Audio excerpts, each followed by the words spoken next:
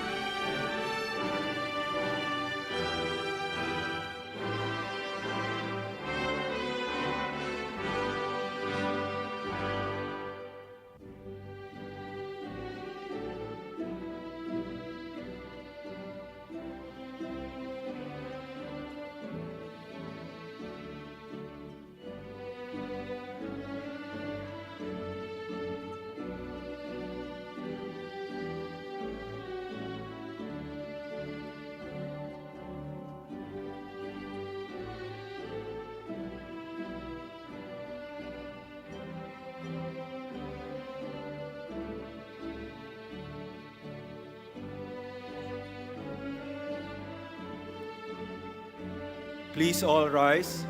The President of the Ateneo de Manila University, his party, the flags of our nation, and the university.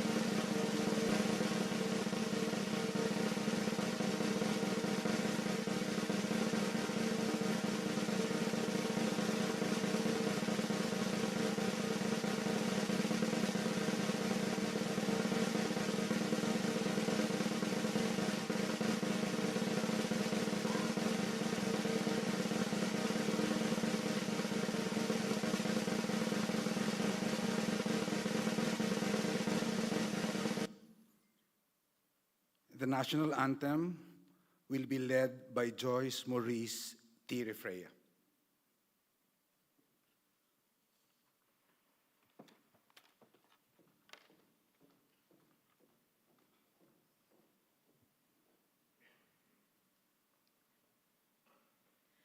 Bayang magiliw, perlas ng silanganan, alab ng puso, sa dibdib mo'y buhay.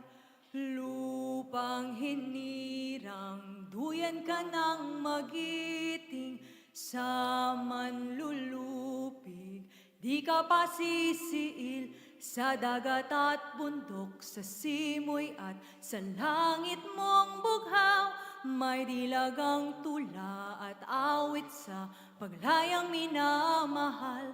Ang kislap ng watawat mo'y tagumpay na nagniningning, ang bituin at araw niya kailan pa may di magdidilim. Lupa ng araw ng luwal, hatid pagsinta, buhay ay langit sa piling mo. Aming ligaya na pag may mang-aapi, ang mamatay ng dahil sa'yo.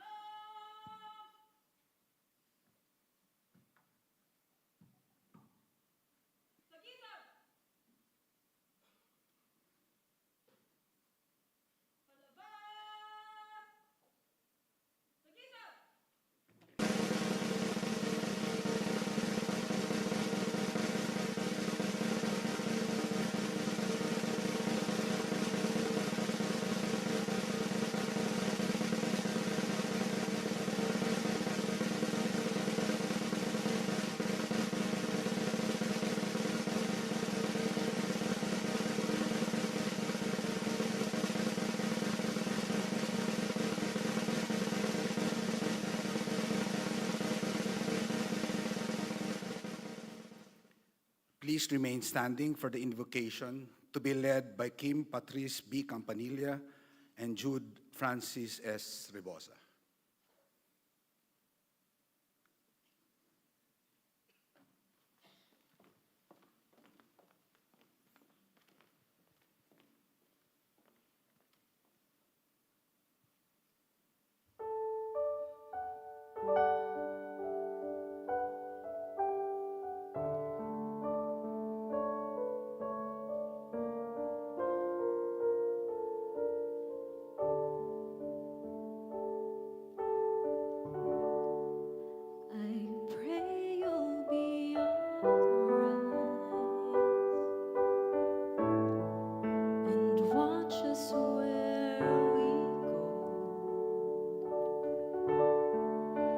Help us to be wise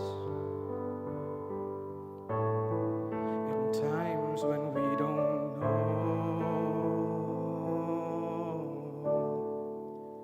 Let this be our prayer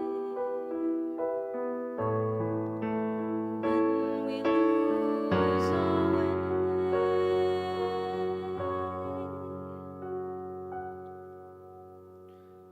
Lead us to a place, Guide us with your grace. give us faith so we'll be saved.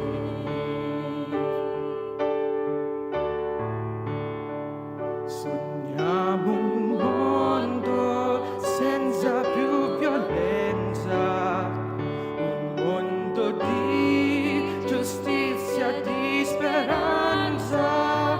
Ognuno dia la mano sua vicino, simbolo di pace, di fraternità. La forza che si dà, We ask that life be il kind desiderio che and watch us from above. ognuno trova amore We hope each soul will intorno find dentro sé. another soul to love. Let this be our prayer, and let this be our prayer. just like every child. Just like every child.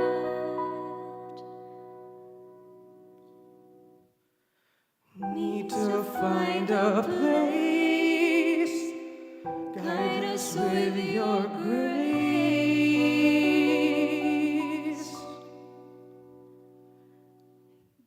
Give us faith so we'll be safe.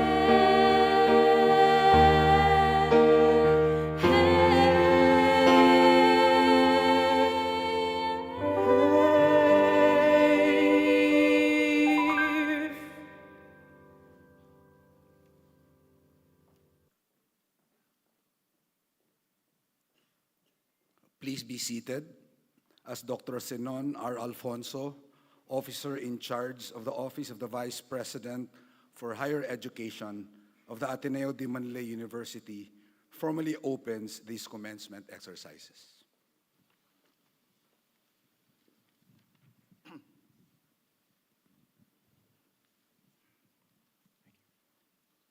Today, the 21st day of July, in the year of our Lord 2024, on the 165th year since the founding of the Ateneo de Manila University, before the President and representatives of the university, faculty, administrators, staff, students, alumni, parents, and guests, I formally open our academic program on the occasion of the 78th commencement exercises of the Ateneo de Manila University School of Law.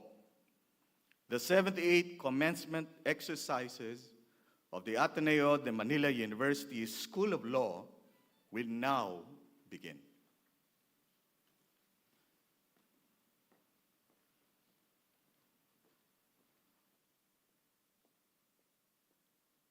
We would like to call upon the Dean of the Ateneo de Manila University School of Law, Attorney Jose Maria Gijofelenia, to present the valedictorian of the Ateneo Law School class of 2024.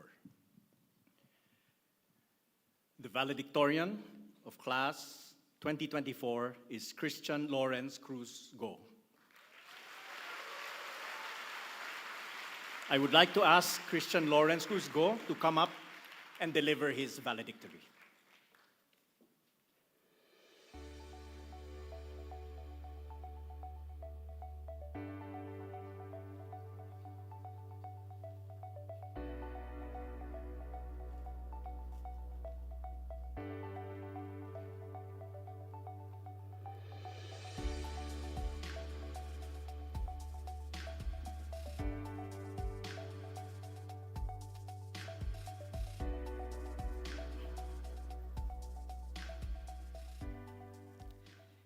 University President Father Roberto Yap of the Society of Jesus. Our commencement speaker, the Honorable Retired Associate Justice Conchita Carpio Morales. Officer in charge of the Office of the Vice President for Higher Education, Dr. Zenon Alfonso. University Registrar, Dr. Marlene De Leon. Dean of the Ateneo School of Humanities, Dean Patricia Lambino. Dean of the Ateneo School of Government, Dean Philip Arnold Tuanio. Dean of the Ateneo School of Law, Dean Jose Maria Hofilenia. Associates Dean Maita Chan Gonzaga and Giovanni Valiente. Distinguished faculty, staff, and members of the law school. Family, friends, and my fellow graduates, good afternoon. At every turn, life presents us with challenges that shape and build our character and our perspective. I learned this firsthand in January of just last year when I went to the hospital for what I thought would be a routine checkup. However, on that otherwise ordinary day, my doctor informed me that my blood pressure was unusually high. After further tests, and to everyone's surprise, the results revealed that I was experiencing irregular heartbeats, which led to the enlargement of my left ventricle. In simple words, I had a big heart. This was just the beginning. My vitals were not looking good, and I urgently needed surgery in the middle of the semester. I was scheduled for an ablation operation here in Quezon City during a long weekend, but the operation failed because the available technology could not address my condition. Wanting to graduate with my Block A 2024, and given the urgency of my condition, I had no choice but to fly overseas during the Holy Week break for another operation right before midterms. I could clearly remember how after my operation, one of my immediate thoughts was to open my iPad and start studying. My world had come to a halt, but law school does not stop for anyone. Deep inside, I knew that I had to keep moving forward. After midterms, everything went well for a while, but after a month, the irregular heartbeats returned. So just 1 week after my final exams, I had to travel again for another operation. Today, a year after my operation, I stand before you with a heart full of gratitude. I may no longer have irregular heartbeats, but I still have a big heart. At first, I wasn't sure if I wanted to share this story. However, I eventually decided to do so because this experience taught me to have a big heart in every sense of the phrase. Having a big heart is not just a medical condition. It goes beyond the physical. It has become a powerful metaphor for facing challenges with courage, resilience, and an unwavering spirit. It means living life with compassion, empathy, and kindness towards others, for the battles we face are often unseen and deeply personal. This anecdote of mine is also a testament to the strength and resilience that we all possess. It tells us that each of us has our own battles, our own stories of struggle and triumph. It reminds us of the importance of perseverance, faith, and determination, no matter how daunting life may seem. Before we forget, our batch is the pandemic batch. In 2020, we were the first batch to enter law school during COVID. We faced an unprecedented situation filled with uncertainty and difficulty. People often say that law school is like a walk in the park, pero Jurassic Park. But for us, it was so unique since we were introduced into a virtual Jurassic Park. During those 2 years, our classrooms became virtual. Faces became pixels, and genuine human connections felt distant. Meeting our classmates only through Zoom meant that we didn't even know how tall and good-looking our crushes were. Soon, we adopted a unique fashion of business attire on top and shorts and slippers on the bottom. In some recitations, we were even asked to close our eyes or put on blindfolds like in the movie Bird Box. Balancing our studies with the constant anxiety of a global pandemic became our new normal. And just when on-site classes resumed and we thought that the pandemic was already over, then renovations began in the Rockwell campus. We were forced to shift back to online classes, even if many of us had already adjusted well to on-site classes. At one point, we also had to travel all the way here in Loyola just to take our midterm exams. Nevertheless, despite the absurdity and emotional toll, we persevered. We all learned to navigate through a sea of uncertainty, but stay afloat in our personal and academic responsibilities. While I certainly pray that no one else would get the medical type of big heart, I am sure that our journey in law school together has taught us the meaning of having a big heart in the other sense. Through our law school journey, we learned to be human, to be compassionate, and to be generous. We were taught to see beyond our own struggles and to understand the pain and trials of others. We were also reminded that although life may not always be kind and obstacles are inevitable, we must always respond with faith, resilience, and grace. Today, we are finally receiving our Juris Doctor degree. It is really a dream come true. This achievement is not just a testament to our intellectual capacity, but a profound call to responsibility. We now bear the responsibility to serve our clients and to advance the ends of justice. However, beyond these responsibilities, let us not forget to reflect on our law school journey and realize the importance of having a big heart in our personal and professional lives. As future lawyers, we will encounter a myriad of cases and clients. Some will seek justice, others will seek guidance, and many will seek hope. While our legal expertise will certainly be important, it would be our big hearts that will truly make a difference. It will be our ability to listen, to understand, and to care that will set us apart. It is through our big hearts that we can strive for magic in everything that we do, becoming genuinely men and women for others, and living out a faith that truly does justice.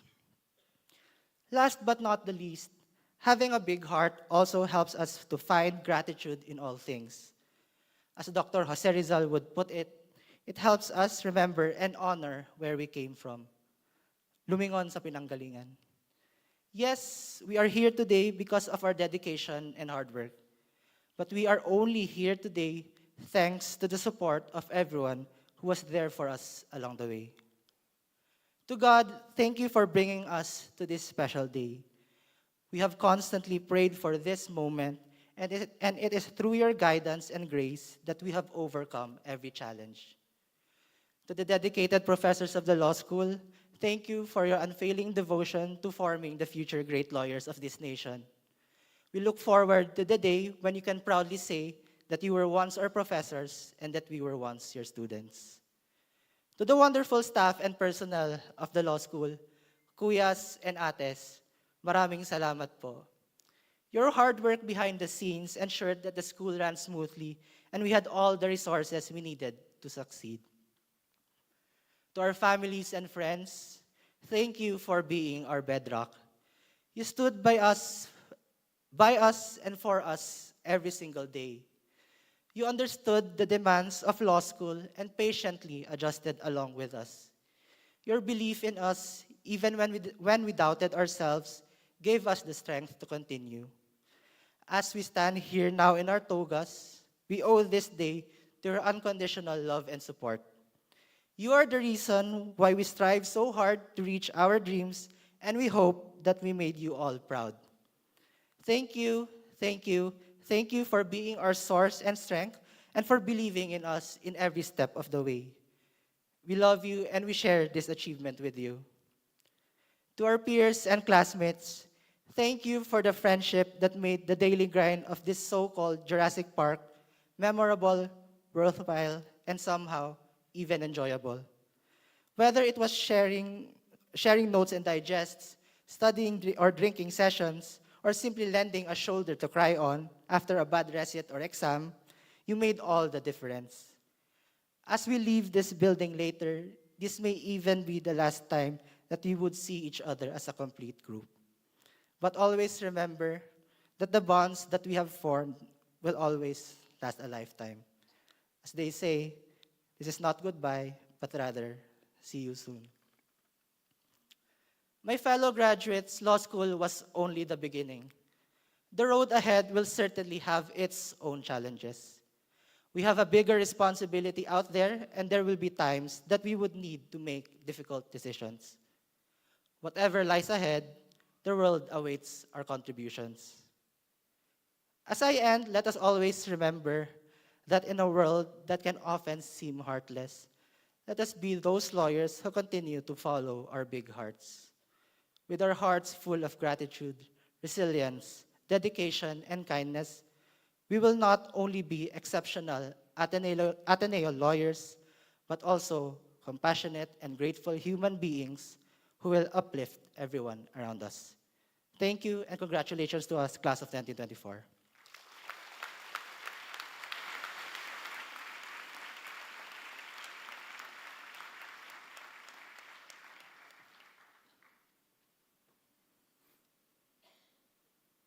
The commencement speaker for this afternoon will be introduced by Dean Hovelenia.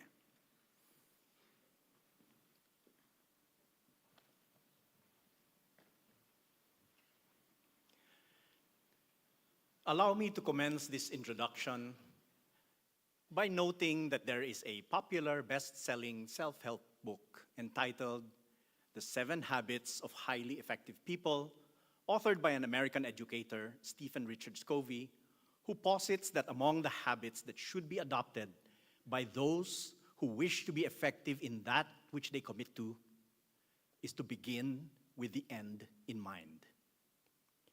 For you, our dear graduates, who are on the cusp of embarking on a meaningful career in law that you have already been working very hard for, it would indeed be a good piece of advice to already imagine what the end of that journey, consisting of many years in a grueling practice of law, should for you look like. This, so you can make informed decisions now and in the course of your career that will keep you on paths that ultimately lead to what you would have imagined it to be when it is all over. And even as it is a certainty that you will each be traveling on different roads, I would reckon that it would be uplifting, even if you did not specifically seek it, to have the entirety of your journey be such as for your work and for you to be respected for its and your professionalism, competence, integrity, and equanimity in the face of difficult challenges. To be admired for its and your moral courage and commitment to justice.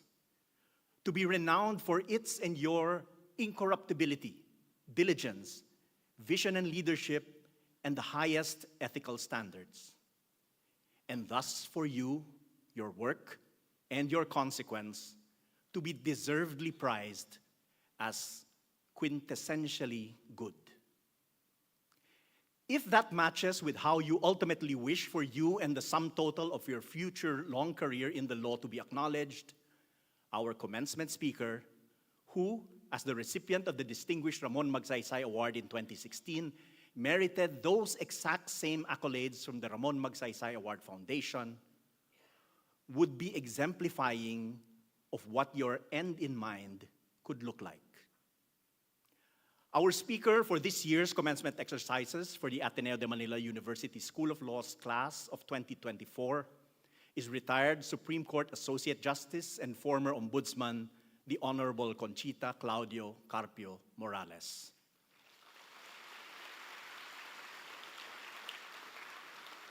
Justice Carpio Morales' career as a lawyer, magistrate, and as an intrepid constitutional protector of the people is the story of a life committed to the tireless service of the public. Having graduated from the College of Law of the University of the Philippines in 1969, Justice Carpio Morales commenced her career in the private practice of law at the Atienza Tabora del Rosario law offices. In the course of her law firm work, she was one day given the assignment by a partner of the firm to head over to the Department of Justice to complain about something or other, which task, likely to the dismay of her employer, unintendedly but fortuitously ended up in her leaving her law firm and joining the Department of Justice in 1971 and continue sedulously to serve thereat for the next 12 years.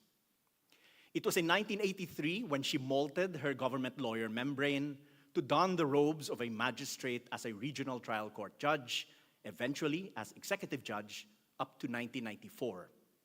And in that same year, she ascended the ranks of the judiciary by an appointment to the Court of Appeals, where she would competently contribute to its work for the next 8 years. In 2002, she was called up to the Supreme Court, the highest court of the land, as Associate Justice, where she would even more so display industriousness and an exacting and exceeding adherence to the rule of law, churning out, according to a reliable database of Supreme Court rulings, over 900 ponencias, not to mention the gobs of her separate opinions and per curiam decisions which she may have anonymously penned on behalf of the High Court. While it is not misplaced to regard being a member of the Supreme Court as the culminating pinnacle of the practice of law, soon after her mandatory retirement from the Supreme Court in 2011, as a testament to her integrity, grit, feistiness, and eternal youth, Justice Carpio Morales was entrusted with the position of Ombudsman.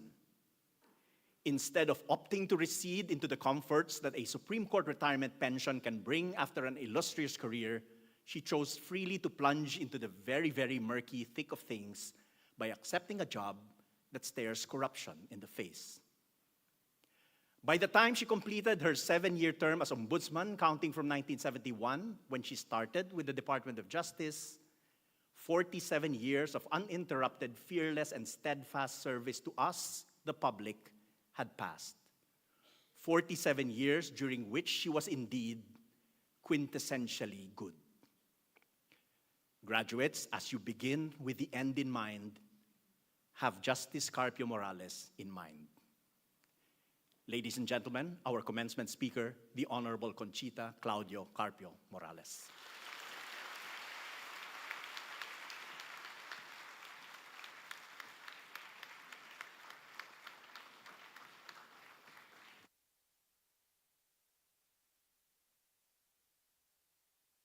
Thank you. Thank you, Dean Hofilenia, for that kind introduction. I particularly like that word useful. Res ipsa loquitur? Yes or no? Thank you. By the way, I graduated in 1968, not 1969. Father Robert C. Yap, SJ, President of the Ateneo de Manila University, Dean Jose Maria G. Hofilenia, Associate Deans Maita Chan Gonzaga, and Giovanni F. Valencia, other school officials, faculty, staff, alumni of the Ateneo de Manila University School of Law, and also the University of the Philippines School of Law, because I see a few friends from the UP who are present. Members of the class of 2024 with your families, friends, ladies and gentlemen, a pleasant morning or afternoon. I can be disoriented by the grandeur of the Areté Hall. My congratulations to the graduates. Before I go on speaking, may I please ask the audience to clap 3 times? Thank you. In this age of artificial intelligence or robots, I just wanted to make sure that I am speaking to humans. Thank you for assuring me that you are. There is a big debate and widespread apprehension regarding the astounding capabilities of artificial intelligence and how to deal with the dangers that it poses for human freedom and agency. Though mankind has reaped the growing benefits that AI has to offer in almost all aspects of human endeavor, like medicine, education, communications, industry and business, peace and order, and certainly in law and jurisprudence, we also feel being threatened by the possibility of surrendering our human faculties and therefore our very own relevance and survival to these smart machines. This uneasy feeling certainly touches our legal profession in particular. We are faced with the question, can robots replace lawyers? Let me quote one particular answer to that question. It is, I'm starting the quote, it is unlikely that AI will completely replace lawyers. The human element of understanding complex emotions and developing creative arguments based on unique circumstances is something that AI may not fully replicate. Additionally, the ethical and moral aspects of law require human judgment and understanding. While AI can be a powerful tool for lawyers, the need for human expertise in the legal field will likely always be essential. End of quote. That paragraph I just read was not written by me. I asked ChatGPT to answer the question, can robots, artificial intelligence, replace lawyers? And it returned to me with a long, well-written, and well-argued essay, that portion of which I just quoted. While there are lawyers who have become robots to their clients or patrons, or who have become cold steel metal in their emotions, I am not referring to these types of lawyer robots. I am referring to the emergence of artificial intelligence. Let me enumerate some of the benefits of AI to lawyering, which I discovered with the assistance of a robot. At the outset, I want to highlight that writing and presenting legal arguments can now be done by AI robots. I am sure that you, being Gen Z or millennials, you are aware of this fact. While our young lawyers have the benefits of being techie, I think I have the advantage of examining the benefits of AI in the judiciary, given my decades of experience in the sector. I hasten to add that unlike our young lawyers, I'm just a freshman in understanding the use of AI. In crafting my speech, I also consulted some colleagues who are learned in AI and even attempted to use ChatGPT. A recent benefit of digital technology you have experienced is the 2023 bar exams. The Supreme Court continued the use of Exemplify, a computer-based program. Bar Bulletin number 5 described your personal laptop used in the exam centers as your pen and booklet. The Supreme Court, however, clarified that in checking the 2023 digital bar examination papers, real human law examiners were mobilized. In an article published in the Supreme Court website entitled "The 2023 Bar Exams: Positive Changes in Bar Admission Through Digitalized and Regionalized Examinations," several bar examiners attested to the many benefits of digitalized examination.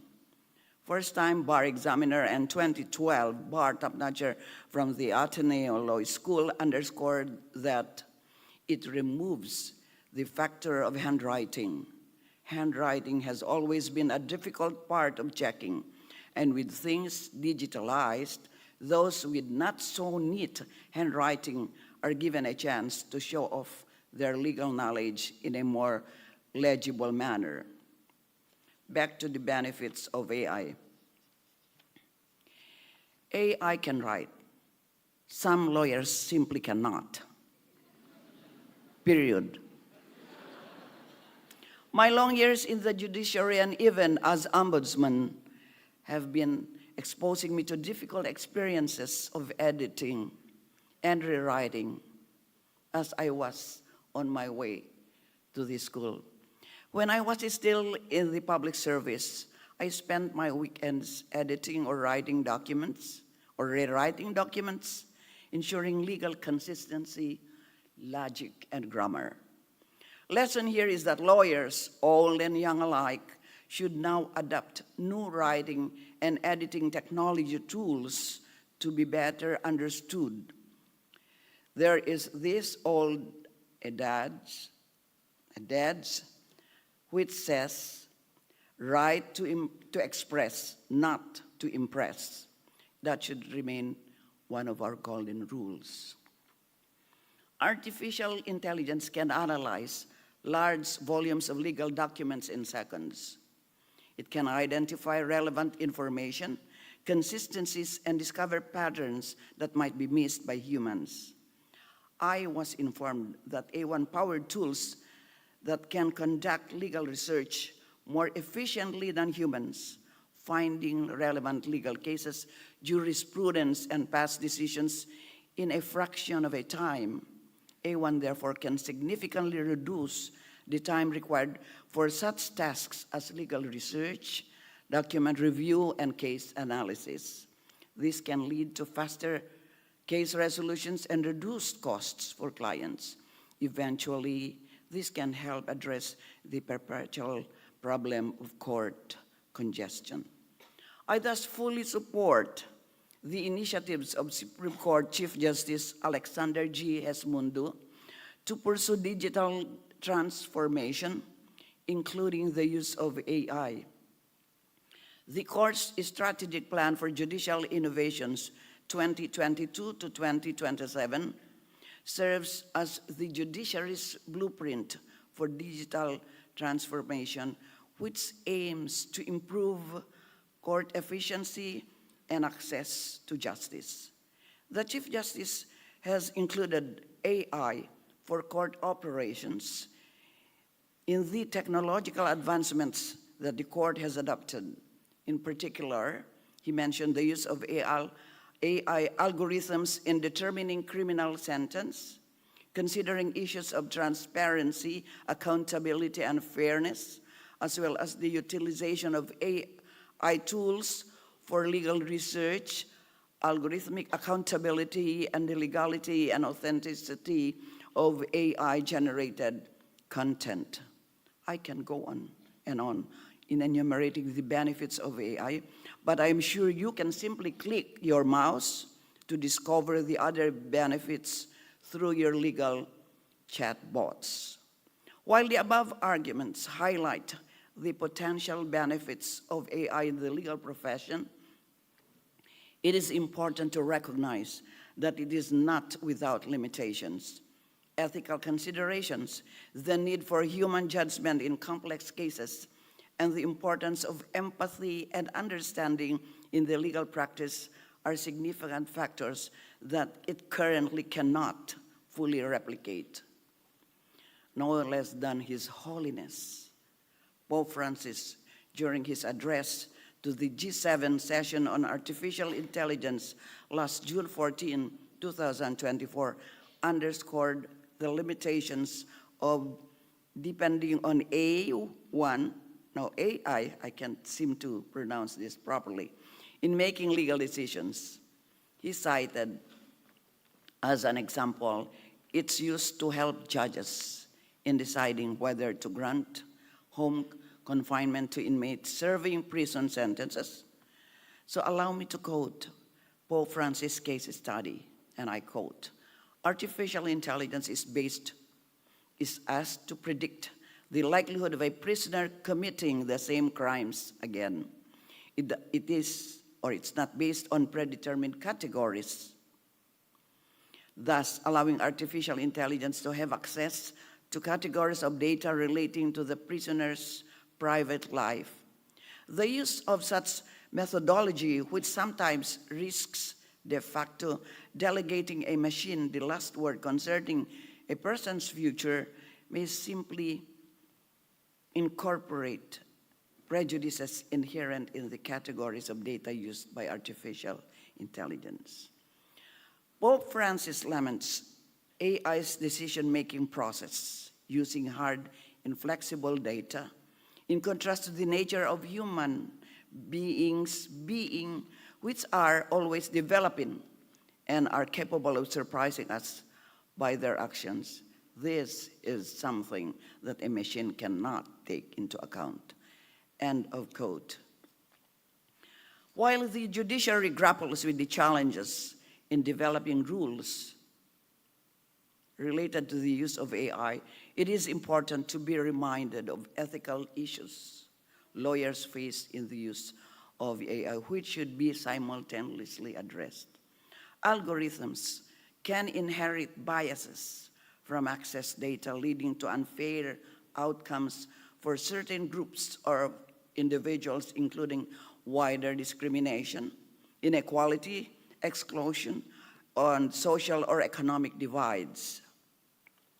With the emergence of AI, perhaps the Supreme Court, and all courts for that matter, can speed up and thus solve lingering unreasonable delays in the resolution or decision of cases. Mea culpa, Supreme Court. There is something we can learn from UNESCO, which reminds us that no human being or human community should be harmed or subordinated, whether physically, economically, socially, politically, culturally, or mentally during any phase of the cycle of AI systems. Human rights and fundamental freedoms must be respected and promoted throughout the life cycle of AI systems. A very useful reference for lawyers is the UNESCO recommendation on the ethics of artificial intelligence. According to this document, AI raises new types of ethical issues that include, but are not limited to, rule of law, human rights, and fundamental freedoms.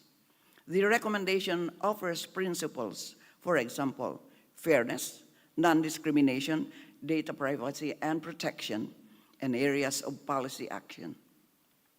A very important reminder from the UNESCO document is that member states should ensure that it is always possible to attribute ethical and legal responsibility for any stage of the life cycle of AI systems, as well as in cases of remedy related to it, to physical persons or to existing legal entities.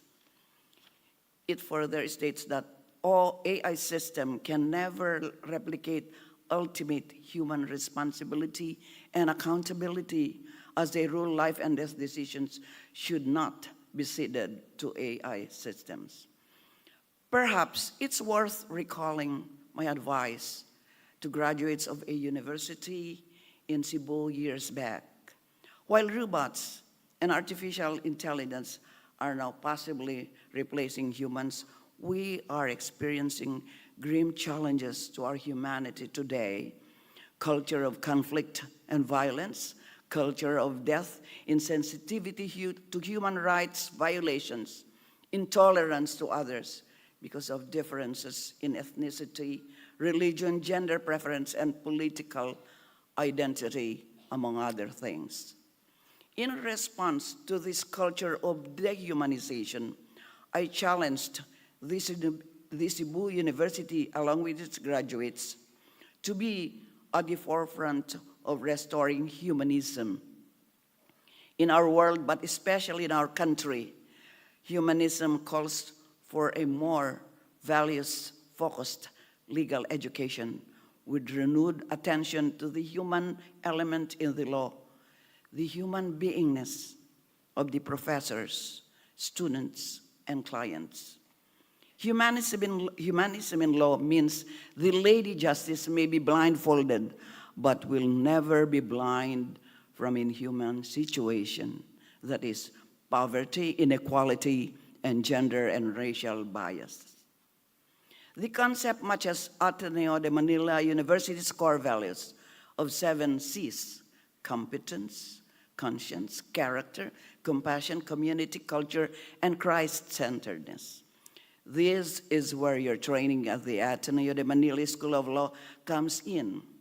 You were not trained to be robots or to depend on robots. Your brand of lawyering is well expressed in your school mission.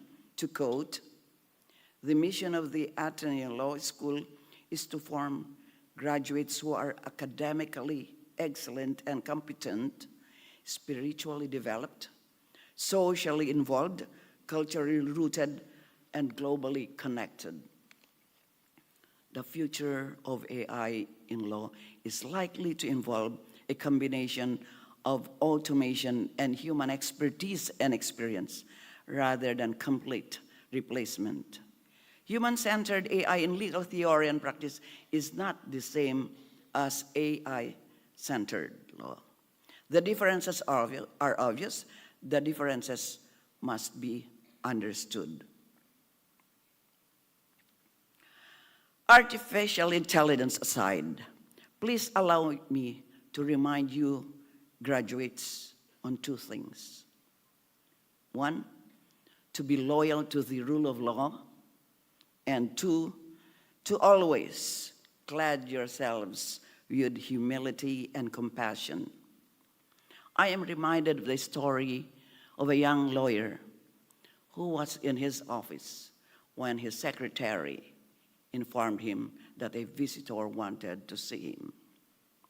So he asked the visitor to come in, and before he could ask him to sit down, he lifted the telephone from, this is a landline telephone, from the receiver and shouted, "You tell him that my acceptance fee is 1 million. If he refuses to pay that, ask him to consult other lawyers." So he returned the phone to its receiver and at once asked the visitor, "Yes, sir, what can I do to help you?" And the visitor said, "Sir, I came in to repair your phone." Booking.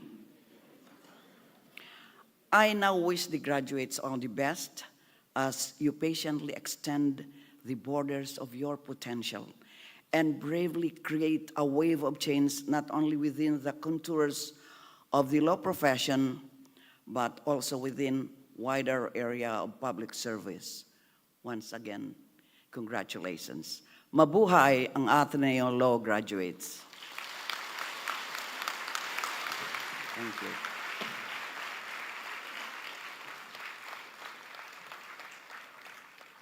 Thank you, Justice Carpio Morales.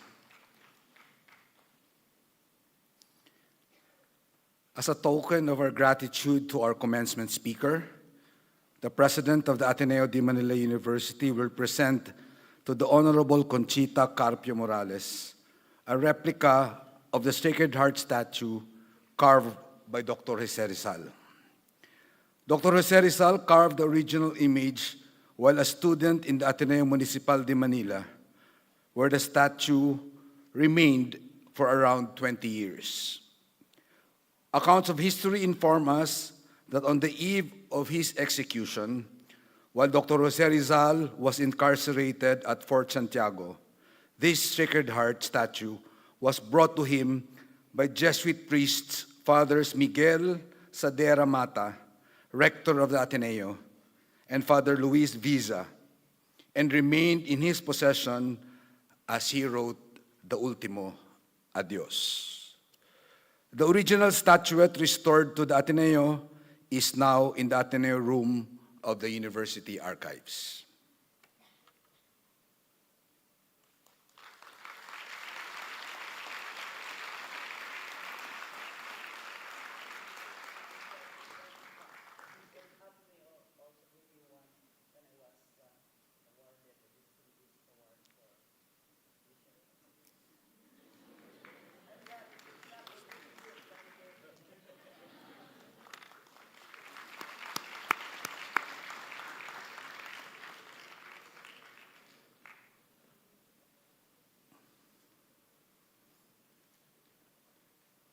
The candidates for the degrees of Juris Doctor and Master of Laws will please rise to be presented to the President of the Ateneo de Manila University for the conferment of their degrees.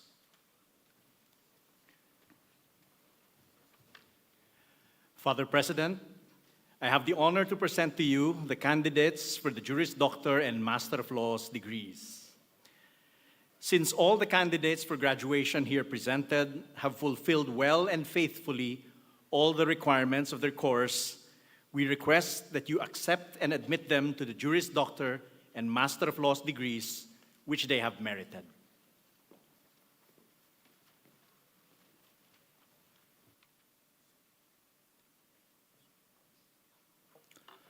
By virtue of the authority vested by the Republic of the Philippines in the Ateneo de Manila University, I accept the candidates presented for the Juris Doctor and Master of Law degrees and do hereby admit them to said degrees with all the rights, privileges, and obligations pertaining thereto.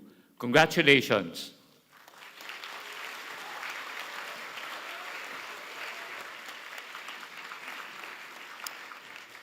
As a symbol of your completion of the Juris Doctor and Master of Laws degrees, graduates, you may now don your hoods.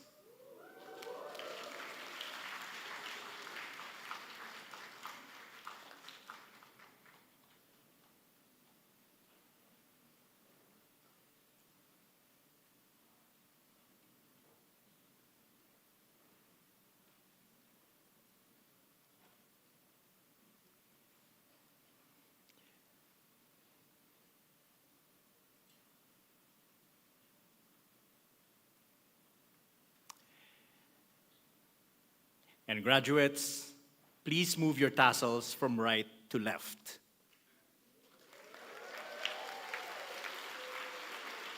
And finally, graduates, please face the audience to receive their applause.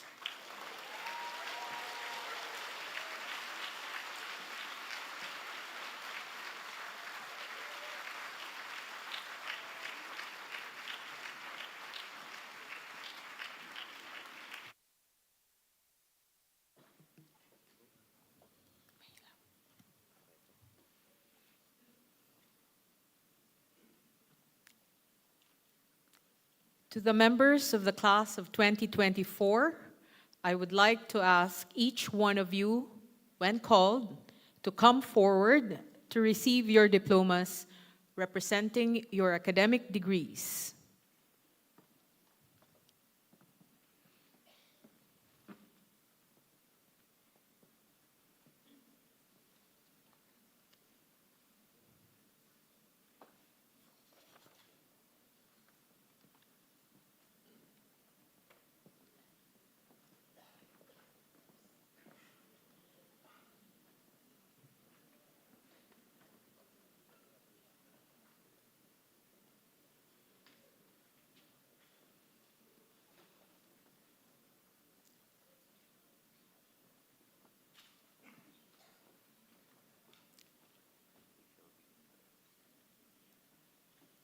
We shall begin with those conferred the Juris Doctor degree. Rachel Megan Reyes Aglawa.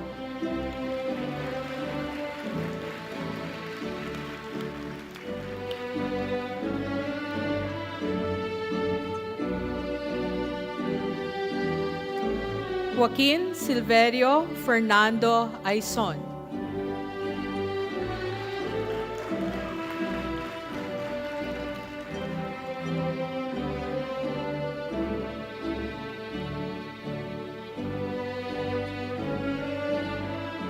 Ahmad Rajiv Alauya Ala.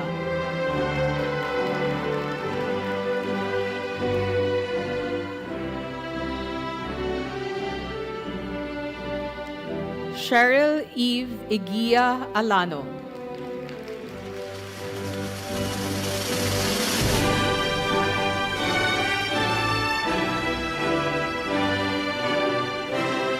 Marie Zephanie Matienzo Alcantara.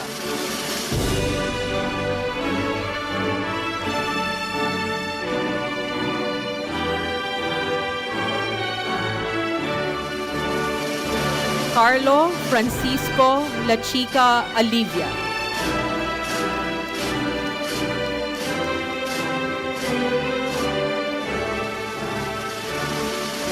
Leanne Nicole Buenaventura Alvarado.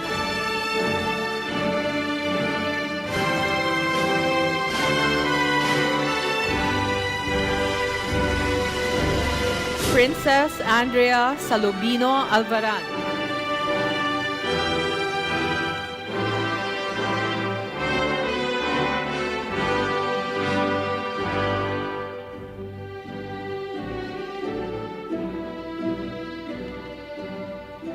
Maria Regina Janina Bertilio Alzaga.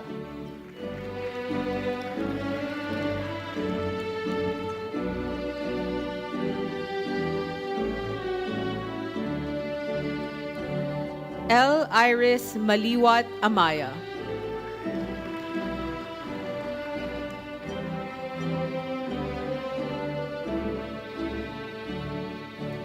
Jan Aristeo Evangelio Amorado.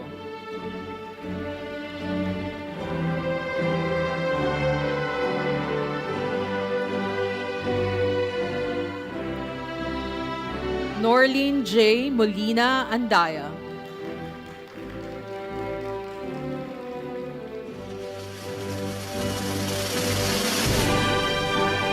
Patricia Alex David Ang.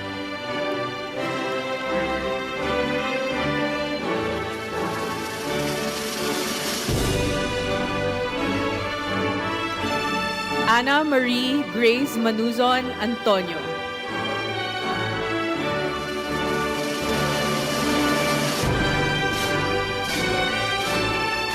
Gil Alexis Escala Aquino.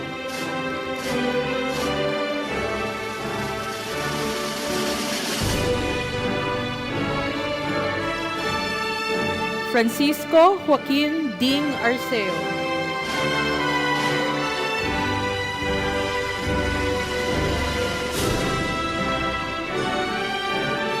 Antonio Miguel Roldan Arugay.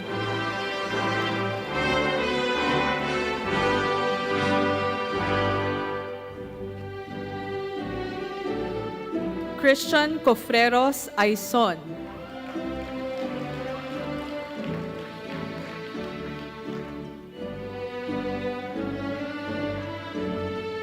Riza Lukman Bagol.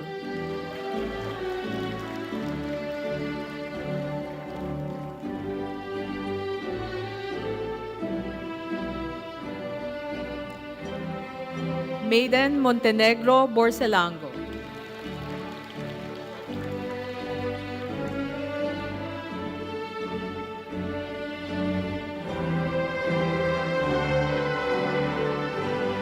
Margaret Grace Valera Buensalido.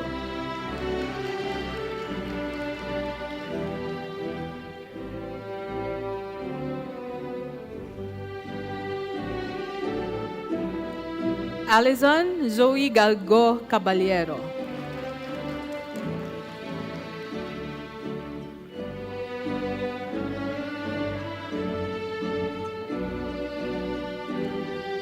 Michelle Patricia Heliada Cabrera.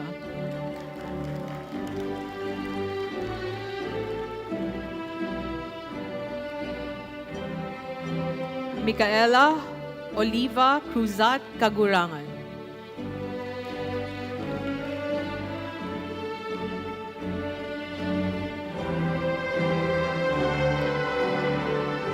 Kim Patrice Bueta Campanilla.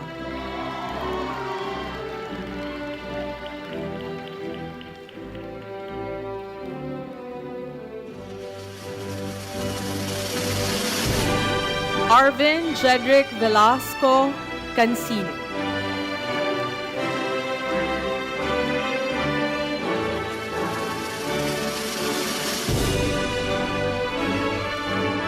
Joseph Marie Zeta Capeding.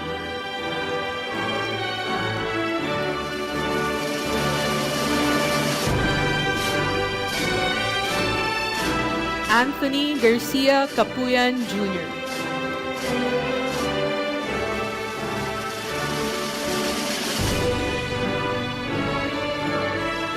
Sofia May Urtal Caralde.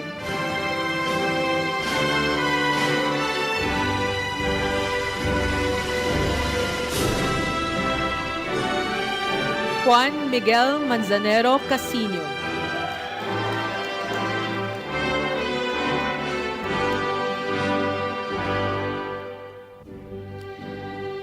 Hans Clarence Senyo Castro.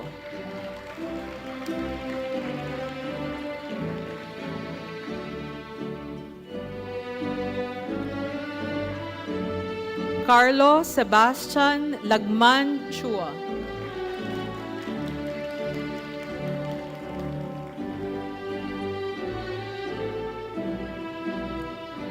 Rihanna Marie Siochi Ko.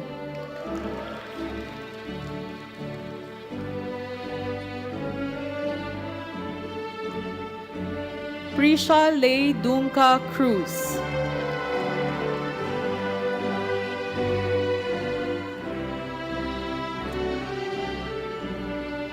Bradley Aligayan Quoa.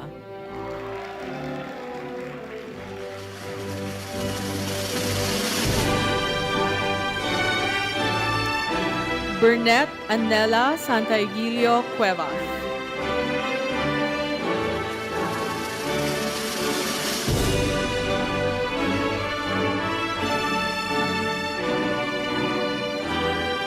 Lainel Kai Pupiado.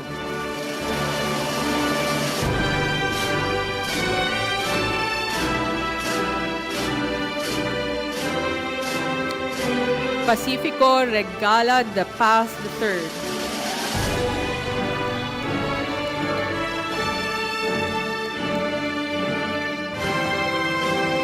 Zathea Kate Loxin de la Peña.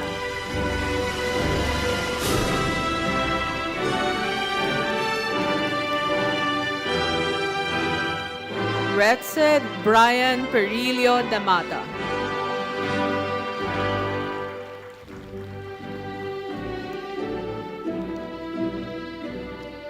Isabel Perpetua Peña Doctolero.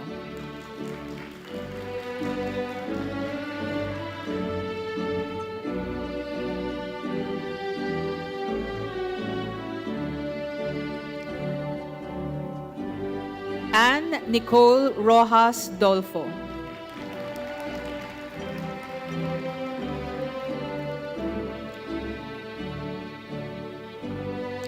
Christina Frances Salvacion Di Choco.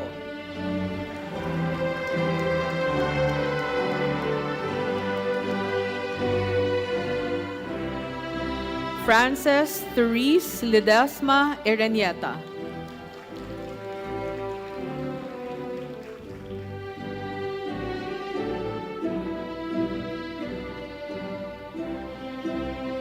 Amy Liza Balgos Espina.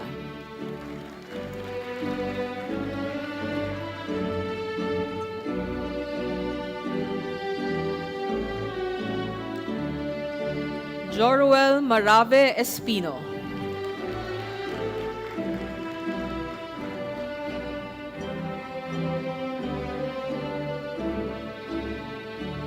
Patricia Luis Antipas Evangelista.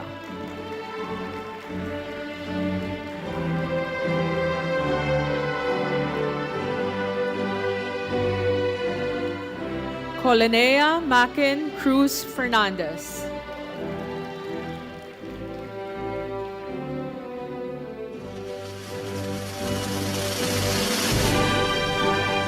Miguel Carlos Albar Fernandez.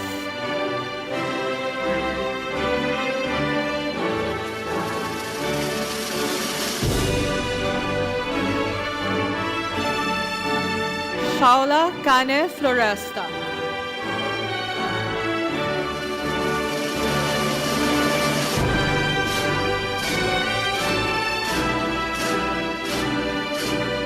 River Manansala Gadi.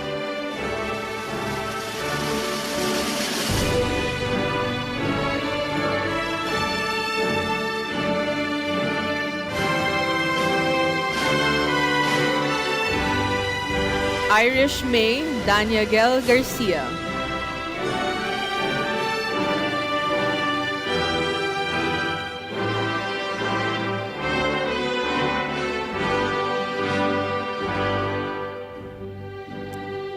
Therese Bianca Noblejas Garcia.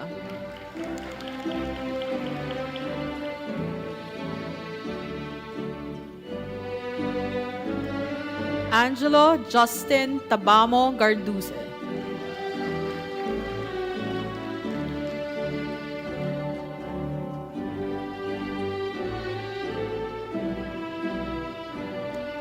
Charles Jerome Anguluan Genovesa.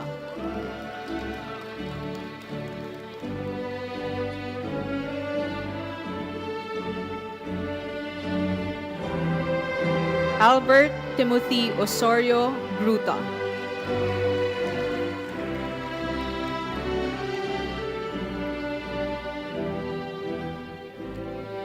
Calista Audrey Victoria Guevara.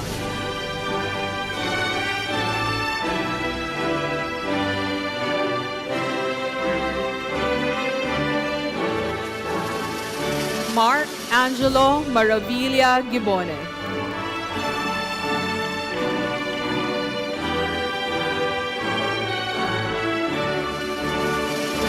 Joshua Gawiran Ginto.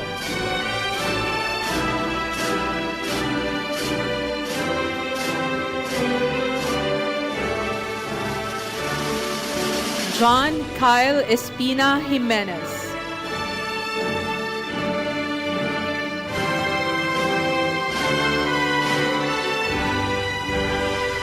Christine Rose Diaz Labao.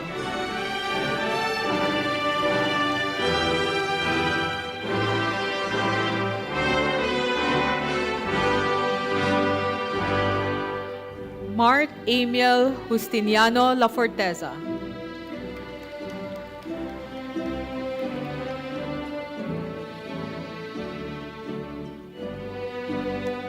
Jose Rafael Sobrepeña Lasala.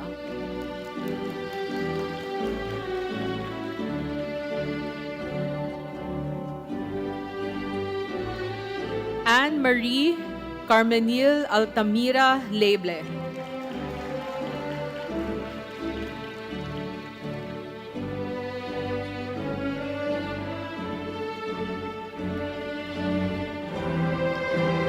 Don Derek Lo Lin.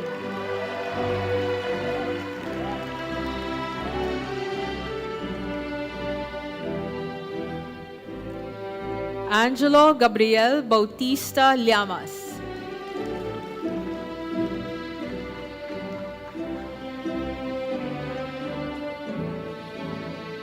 Jorani Reyes Lodovica.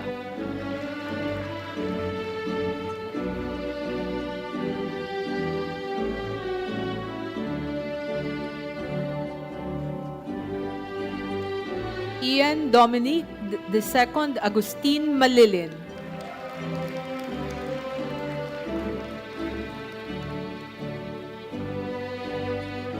Mark Victor Mora Manatad.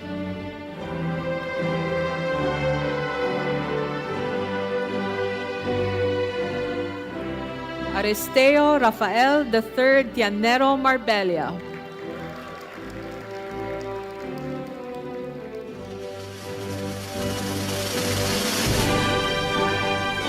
Rosan Lorraine Dizon Mauleon.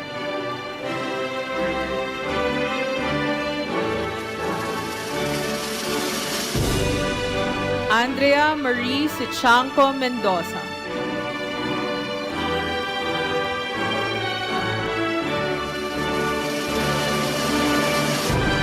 Mark Jerzon Purificacion Mendoza.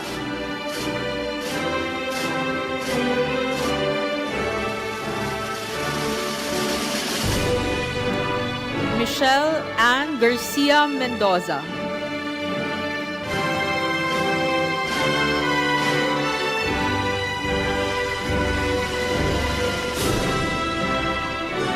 Veronica Cynthia Comiliado.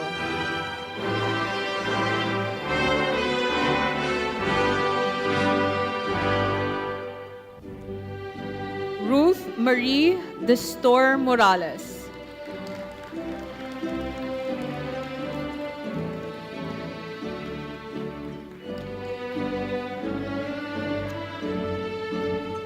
John Vincent Bonacqua Napili.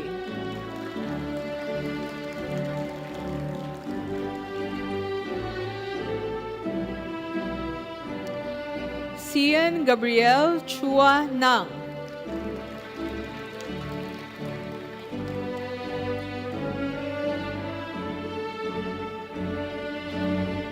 Gian Guasa Obana.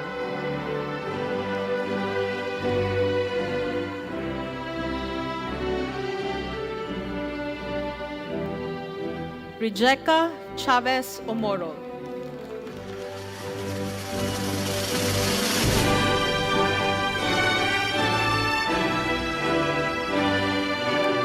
Hans Brian Jeremy Chinko Ong.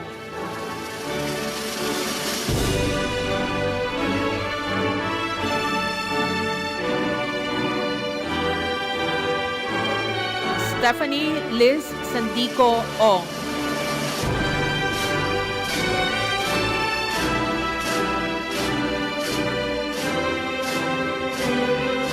John Benedict Opinion.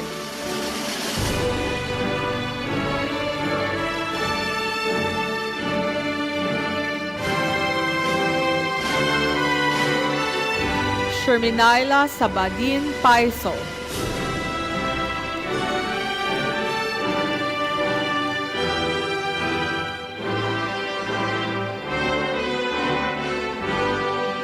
Naomi Cabrera Palanca.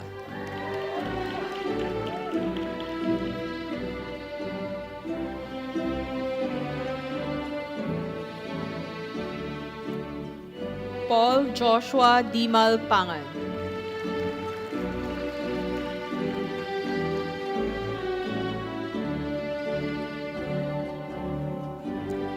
Eleida Afuang Pedrosa.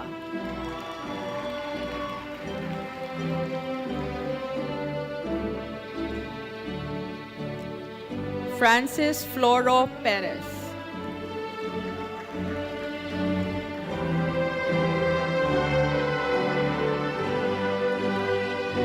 Sofia De Leon Pineda.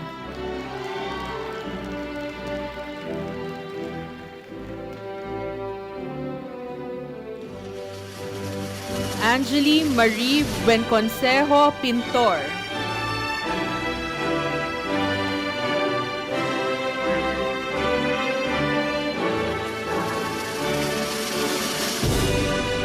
Gabriel Lois Dadel Posadas.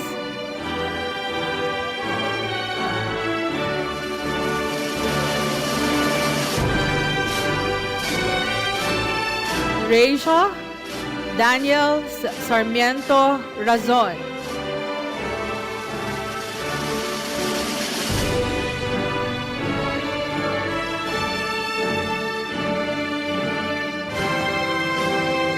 Joyce Maurice Tancho Refrea.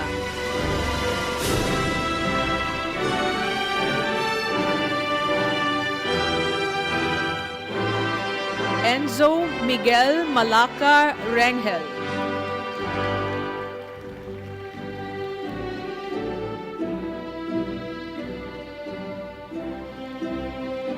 Razel Ann Tolentino Requesto.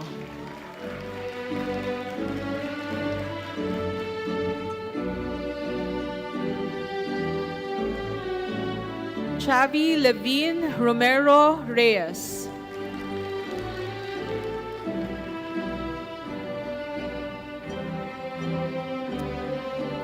Clara May Estanislao Reyes.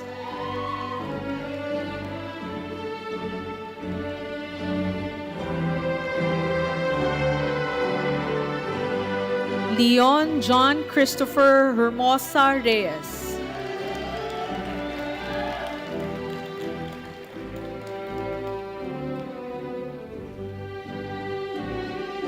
Rafael Luis Bautista Romulo.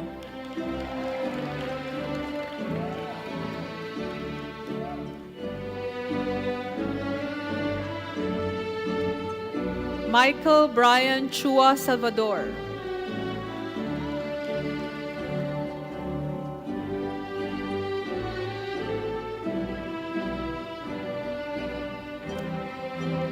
Sylvia Eileen Escubio Samar.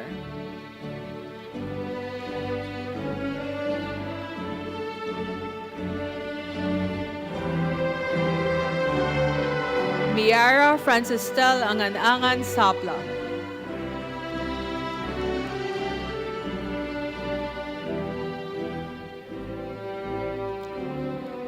Jedidiah Joseph De La Rosa Supan.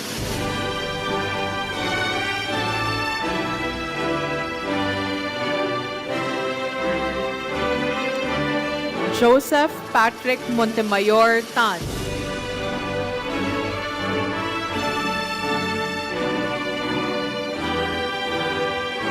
Jennifer Rose Ortega Tapia.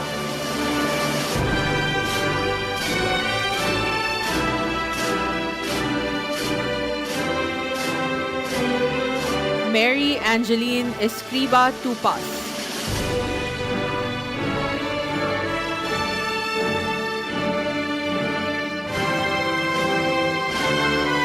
Miguel Generoso Salvano Valencia.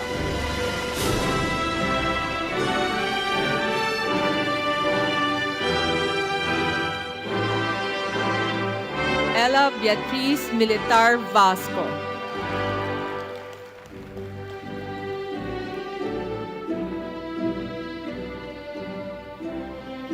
Sabrina Francisco Yu.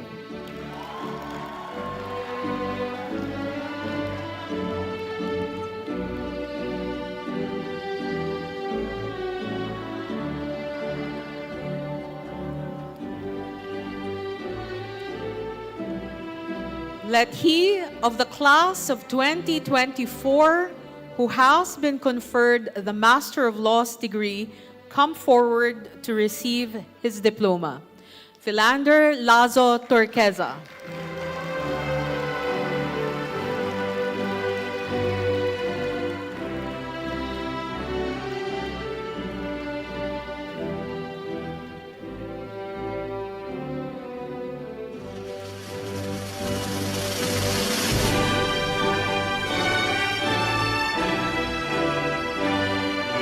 The following members of the class of 2024 are asked to come forward with their loved ones to receive their Juris Doctor diplomas and academic award medals. For having met all the requirements for second honors, medals are hereby given to the following in ascending order. Nicole Chua Wines.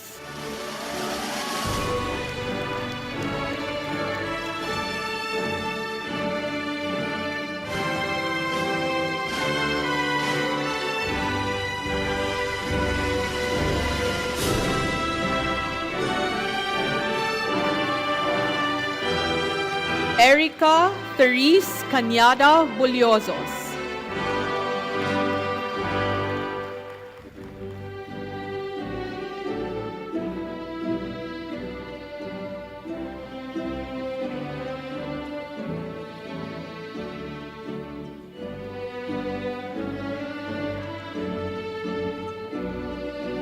Jenica Chu Chua.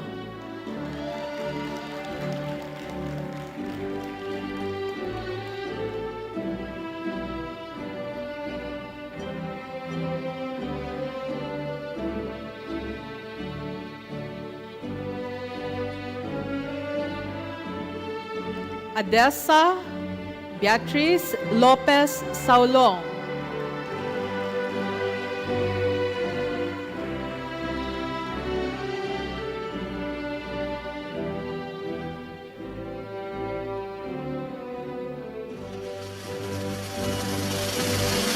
Aubrey Lane Manaig Salazar.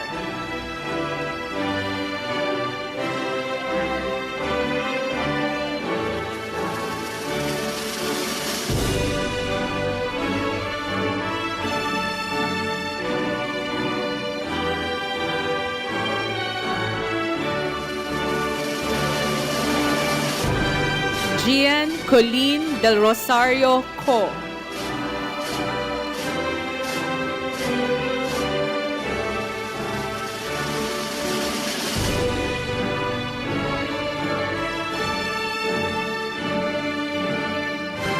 Beatriz Angel Valencia Yao.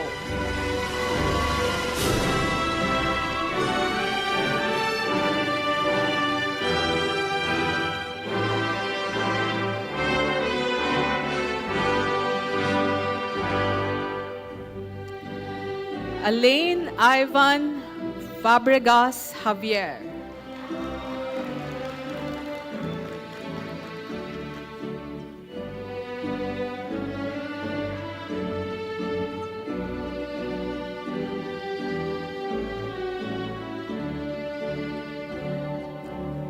Princess Jasmine Bernardo Solas.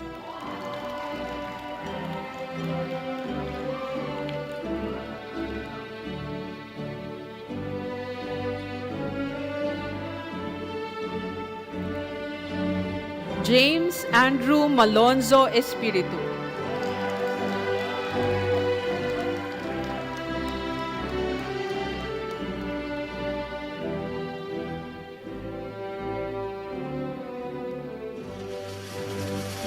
Clarissa Marie Manguiat Gozos.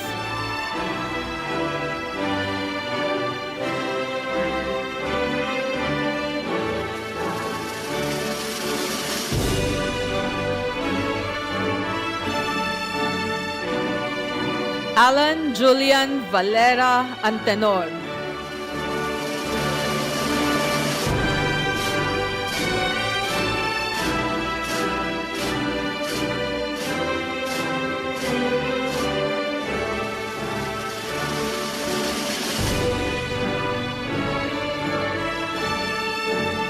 Lizel Gabriel Romero Ludan.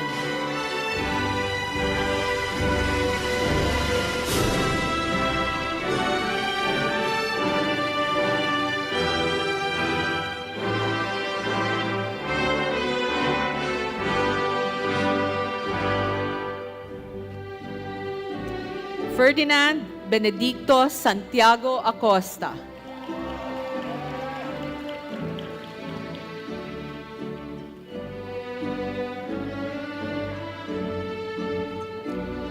Jose Lorenzo Bautista Angeles III.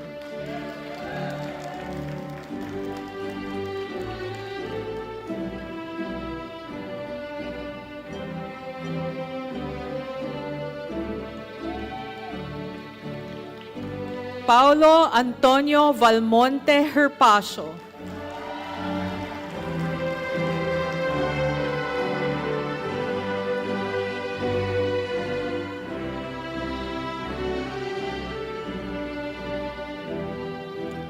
Sir May Angela Yelan Pascual.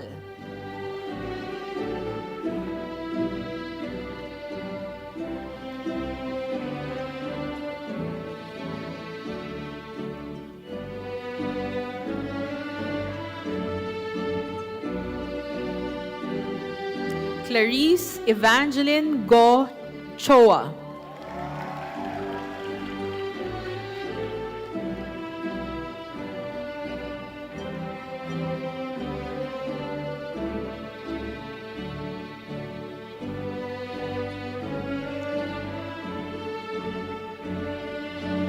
John Christopher Ong Tan.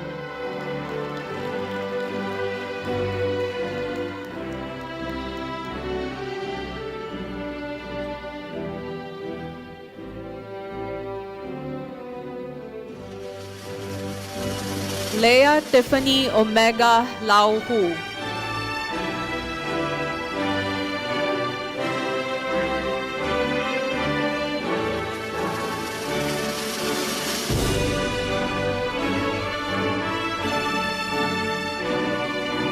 Jethro Tabaculde Vera Cruz.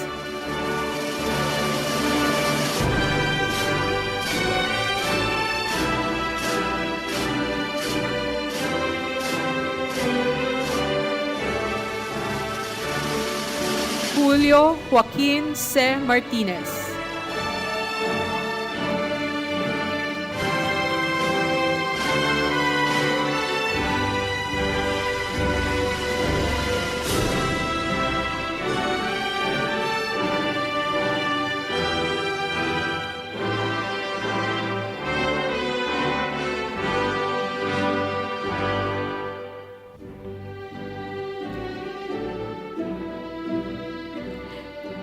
Dana Patrice Escanilia Daria.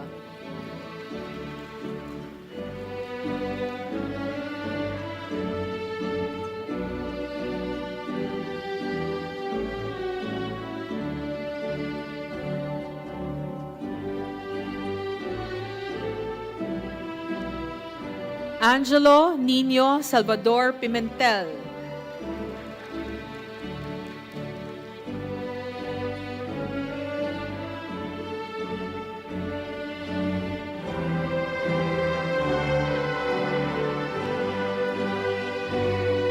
Sienna and Angela Latorre Nacario.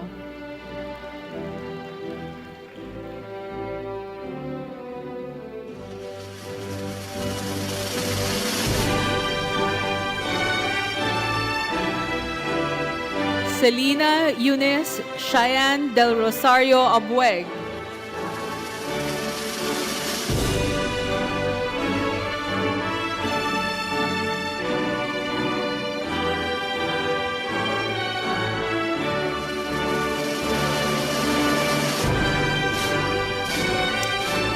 Josefina Virginia Gonzalez Tamayo.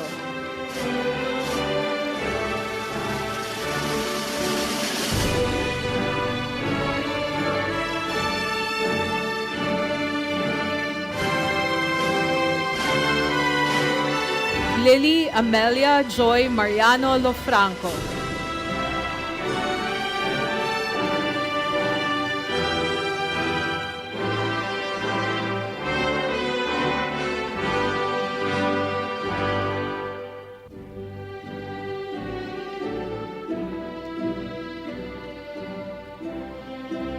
Mariel Janine Joy Tubay Makarilay.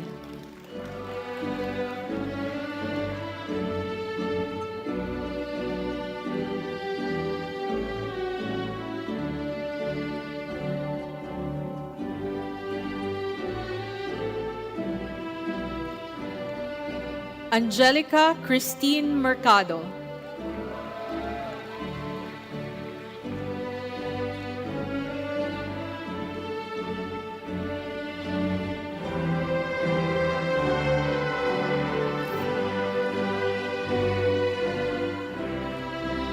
Sabrina Marie Eugenio de Guia.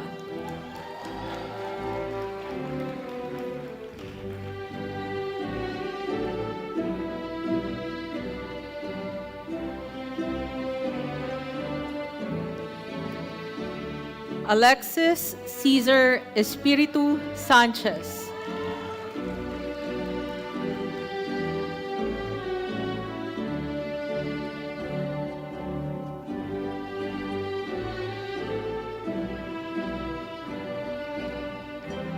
Rainier Ulibari David.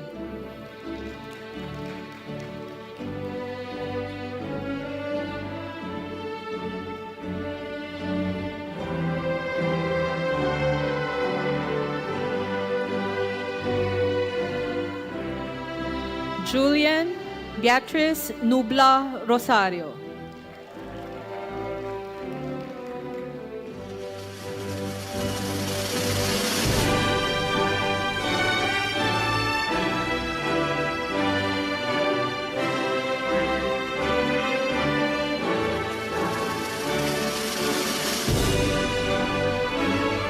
Maria Lovelia Mitra Capellan.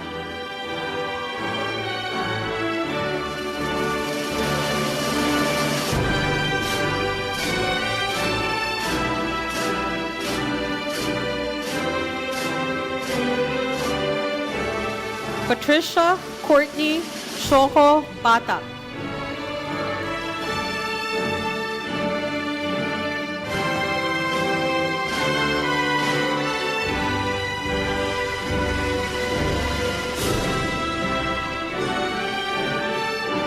Aaron Arwin Kangsoy Cheng.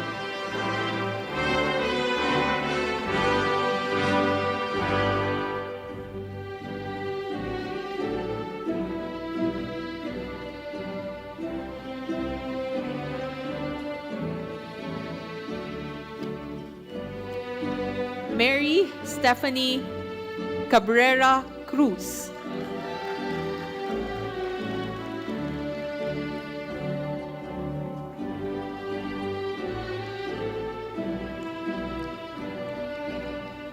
Dean Marieli Yumang Pangan.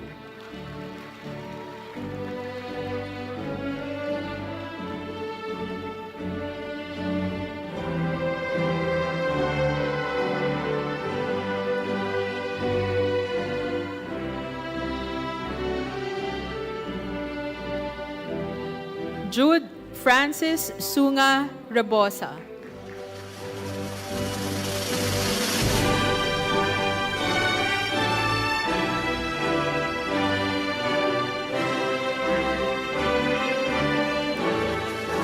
Jillian Victoria del Rosario Corpus.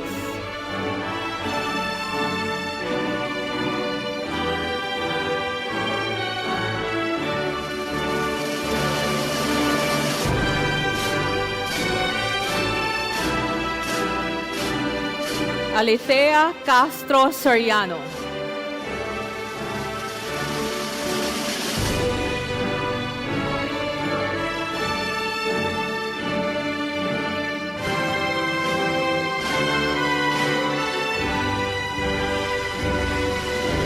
Kyle Andrew Pandes Isaguirre.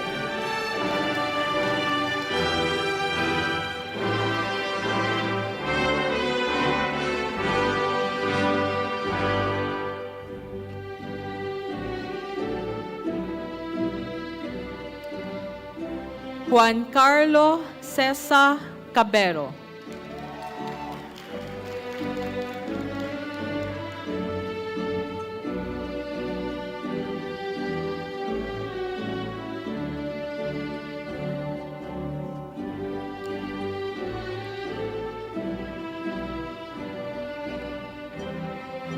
John Denel Yanga Cruz.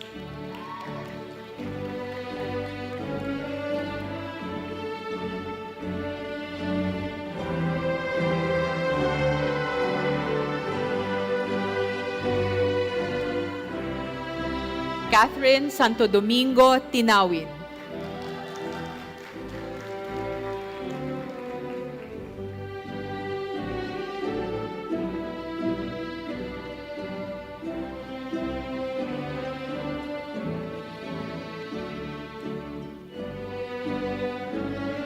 Angelique Palad Leda.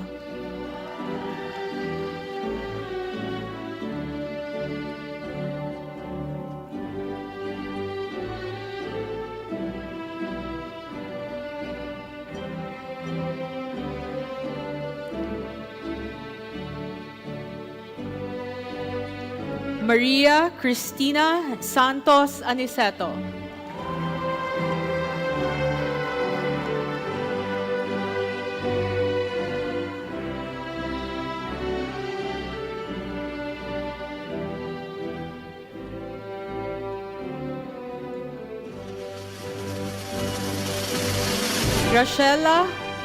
Rachel Dakiwag Robles.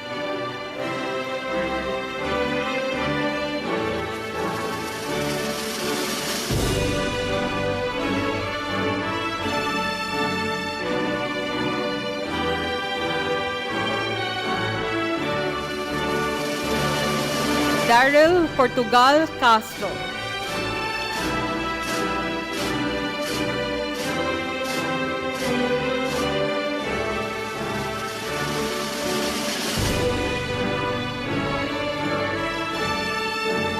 Emil Marian Flores Reyes.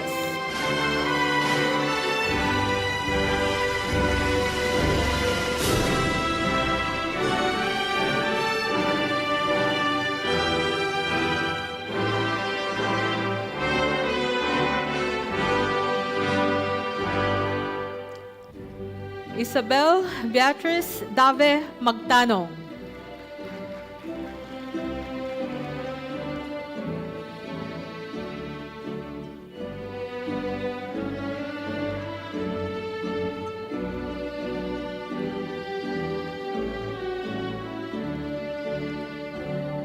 Jessa Angelica Aguila Lat.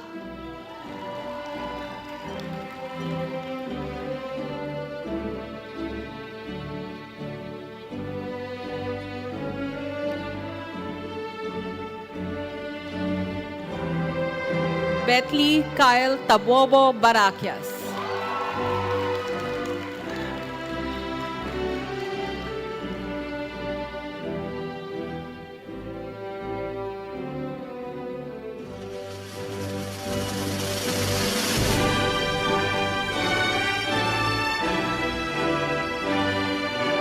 Lara Sofia Rodriguez Andrada.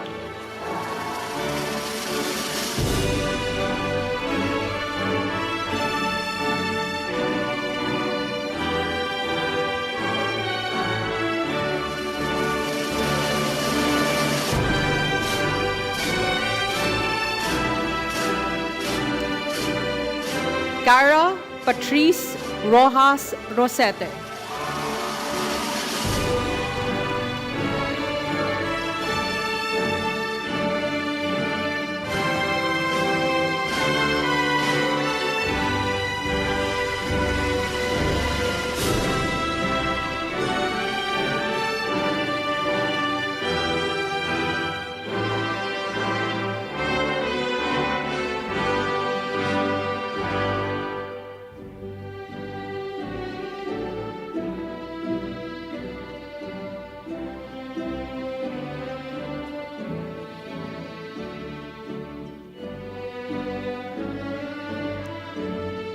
For having obtained his Juris Doctor degree without registering any failing mark and with a cumulative general weighted average of 88.18%, the second highest in class of 2024, the Silver Medal for Academic Excellence is hereby given to the class salutatorian Christopher Iverson Almazan Nunag.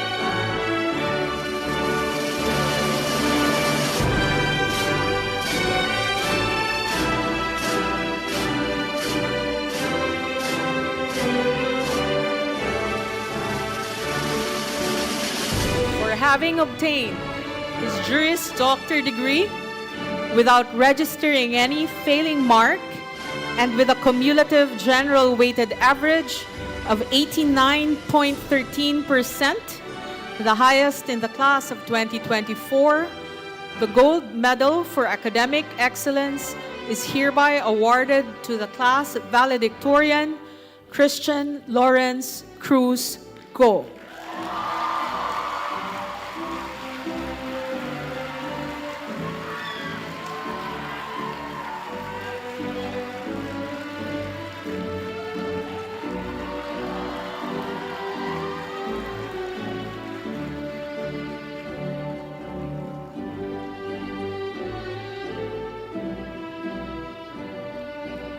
A gift is also granted to this year's class valedictorian by the Gabriel C. Singson Family Foundation to acknowledge the continuing pursuit of excellence and discipline in the field of law.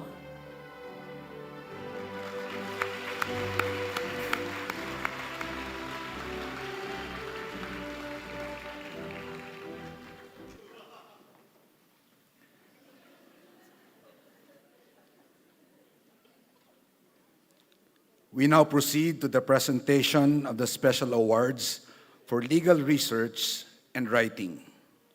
The recipients will please come forward with their loved ones to receive their awards.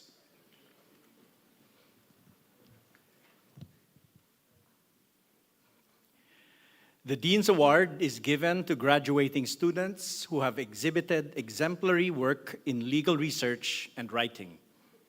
For this year, the Dean's Award is given to the 3 best thesis writers. The medal for 3rd best thesis is awarded to Catherine Santo Domingo Tinawin for her thesis entitled Inventorship Beyond Reach: Why Today's AI Systems Fall Short.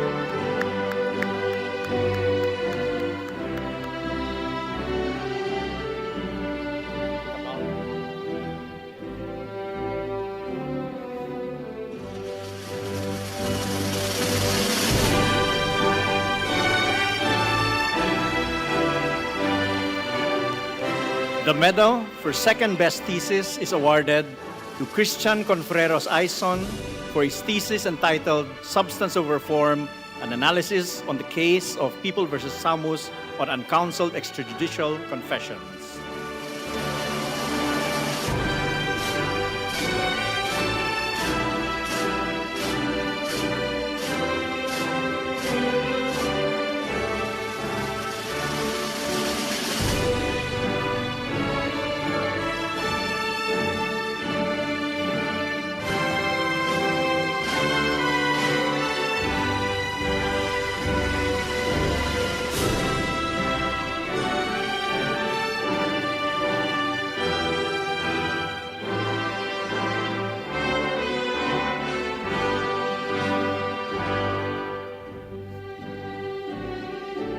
And the medal for this year's best thesis is awarded to Ferdinand Benedicto Santiago Acosta for his thesis entitled The Recognition of Abusive Litigation Against Domestic Violence Survivors as Violence Against Women under the Anti-Violence and Against Women and Children Act of 2004 and providing remedies thereof.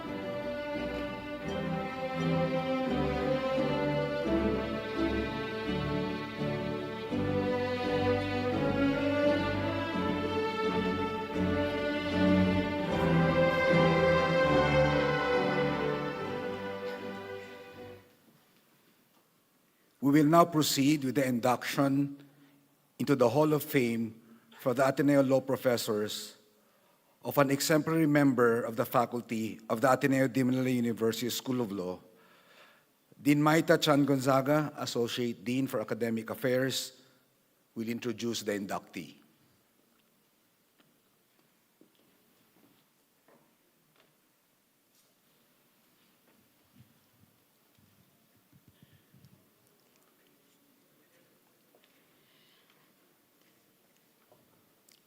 Good afternoon. Cesar L. Villanueva, CLV, is a gentleman of many hats. He has taken on many a role and managed to impress in every single one of them. I will shamelessly admit that I begged Dean Hofelenia for the privilege of introducing CLV to you again this afternoon. I'd like to break down my introduction into 4 parts. There are more facets to him, of course, not the least of which he is the significant other of Dr. Arlene S. Villanueva, who is with us tonight. But I'll curb my enthusiasm, control my stunning, and restrict myself to 4 parts. First, let me briefly talk about CLV, the legal scholar and constant student of the law. He obtained his Bachelor of Science in Commerce, magna cum laude, in 1977 from the Holy Angel University in Angeles City, and then his Bachelor of Laws in 1981 from our law school, where he graduated cum laude and as class valedictorian. He sat for the bar examinations that year, placing second, and then a few months later, in the first half of 1982, he sat for the CPA board examinations, placing 6th. And as far as scholarship and scholastic laurels go, this was apparently not enough for our dauntless CLV, who went on to obtain his Master of Laws degree from Harvard Law School in 1989. And later still, in 2005, he was conferred a diplomate in juridical science by the Graduate School of Law of San Beda University. I dare say that he continues studying and learning every single day still.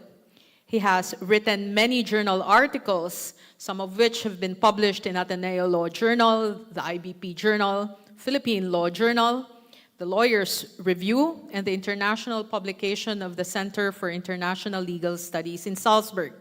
He has also authored, of course, leading books I'm sure you're familiar with, in Commercial Law Review, Philippine Corporate Law, and among other things, the Law and Practice on Philippine Corporate Governance, which garnered the 2009 National Book Award on Professions given by the National Book Development Board and Manila Critics Circle.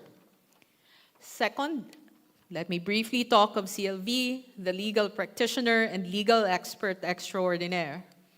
Soon after coming home from Harvard, he founded in 1990 what has now evolved into Villanueva, Gabionza, and D Law. It began with 3 lawyers, 2 secretaries, and a messenger.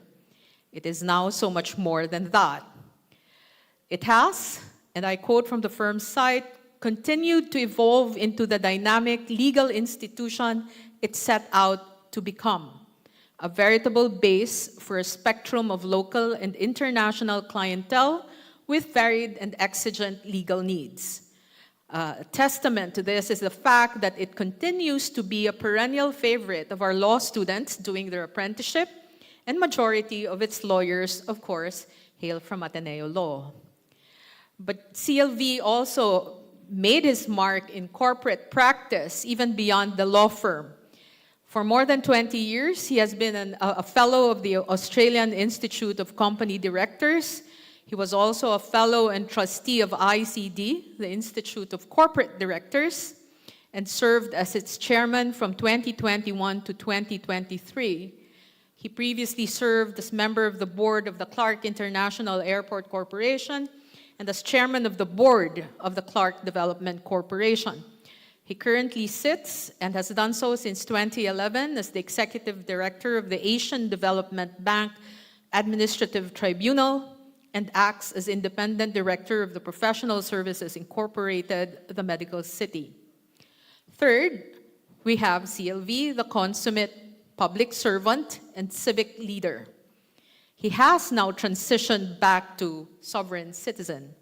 But in 2011, he was appointed by President Benigno S. Aquino III as the charter chairman and CEO of the Governance Commission for GOCCs, or the GCG, which is the government agency tasked to act as the central advisory, monitoring, and oversight body governing the GOCC sector.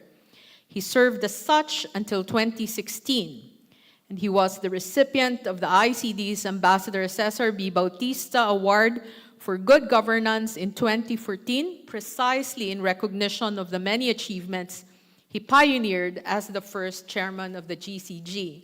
Additionally, he was awarded the Presidential Medal of Merit by President Aquino in 2016 for his outstanding dedicated work and exceptional leadership as the chairman of the GCG.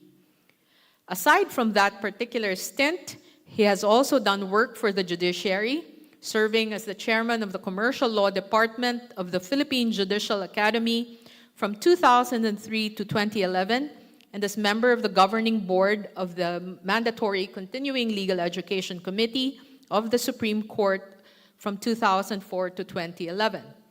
CLV also served as the examiner in commercial law for the bar examinations of 2018, 2020, 2021, and 2023.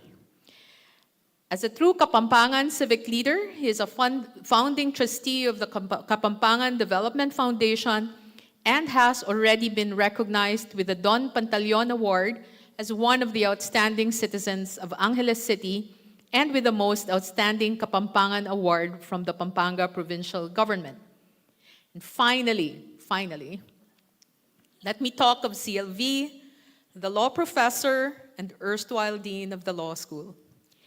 He started teaching in Ateneo Law in 1983. You can do the math. He was my professor in corporation law. He was Dean Hofilenia's professor in corporation law. Apologies, sir, I truly am not trying to disclose your age and vintage. He was the dean of the law school from 2004 to 2011 and continues to teach agency and trusts, partnership and joint ventures, the law on sales, and you guessed it, corporation law. In 2011, he was awarded with the first Outstanding Law Dean by the Legal Education Board for a consummately impressive superintendence of the Ateneo de Manila University School of Law. He was my dean in the early years of my teaching career. I had started teaching in 2003, and he was ever so supportive not only of the academic freedom which his faculty enjoyed, but also fiercely defending our right to pursue our passions outside the classroom, such as mine in human rights, and affording us opportunities to develop our legal scholarship. And it was during his deanship when I went off to do postgraduate studies, made possible, I dare say, by his recommendation. And every time I am asked to talk about Ateneo legal education in forums, I always quote CLV. In an ALJ article he wrote about 20 years ago, he observed that, and I quote, "It has been the standard fare to accuse ALS as one of the leading law schools that overemphasizes the taking of bar examinations. When an institution of learning and training has as its main clientele law students who would be future applicants for a government licensure examination, it is sheer irresponsibility if that institution's students are not even fit to pass the very licensure examination meant to determine who would be authorized and qualified to exercise such profession. Such an irresponsible institution deserves no less than being closed down.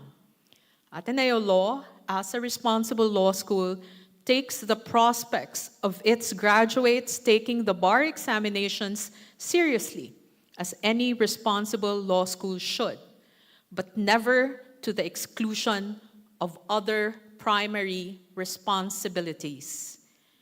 But never to the exclusion of other primary responsibilities. He has never lost track of these other primary responsibilities. As dean and as eminent senior faculty, he has always held true to the vision and mission of Ateneo Law as a Filipino, Catholic, and Jesuit law school. I am truly, truly privileged to present to you our 2024 inductee into the Hall of Fame for Ateneo Law professors, Cesar L. Villanueva.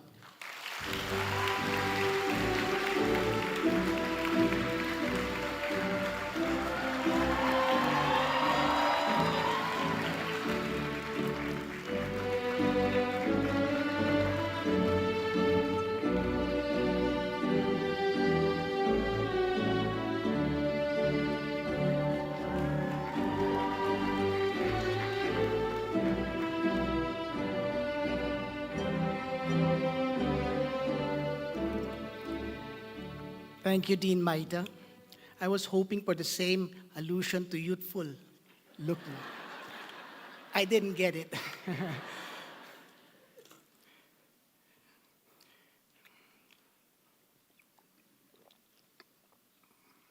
Thank you, Maida. You almost make my sharing almost redundant now.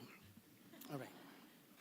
Our distinguished commencement speaker, the most honorable, retired Supreme Court Associate Justice and former Ombudsman, Conchita C. Carpio Morales.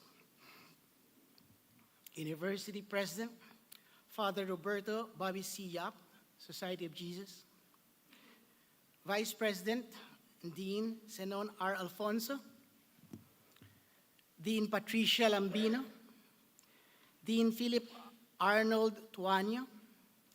University Registrar Marlene M. De Leon, and of course our esteemed Dean Jose Maria Joey G. Hofilenia, Associate Dean Maita Chan Gonzaga, Associate Dean Lily K. Gruba, Associate Dean Giovanni F. Valiente, colleagues in the Ateneo Law faculty, toward graduating Ateneo Law School class of 2024, and their very proud parents or loved ones. Congratulations, by the way. And I dare say that you will meet again complete when this batch takes complete 100% passing the bar exam.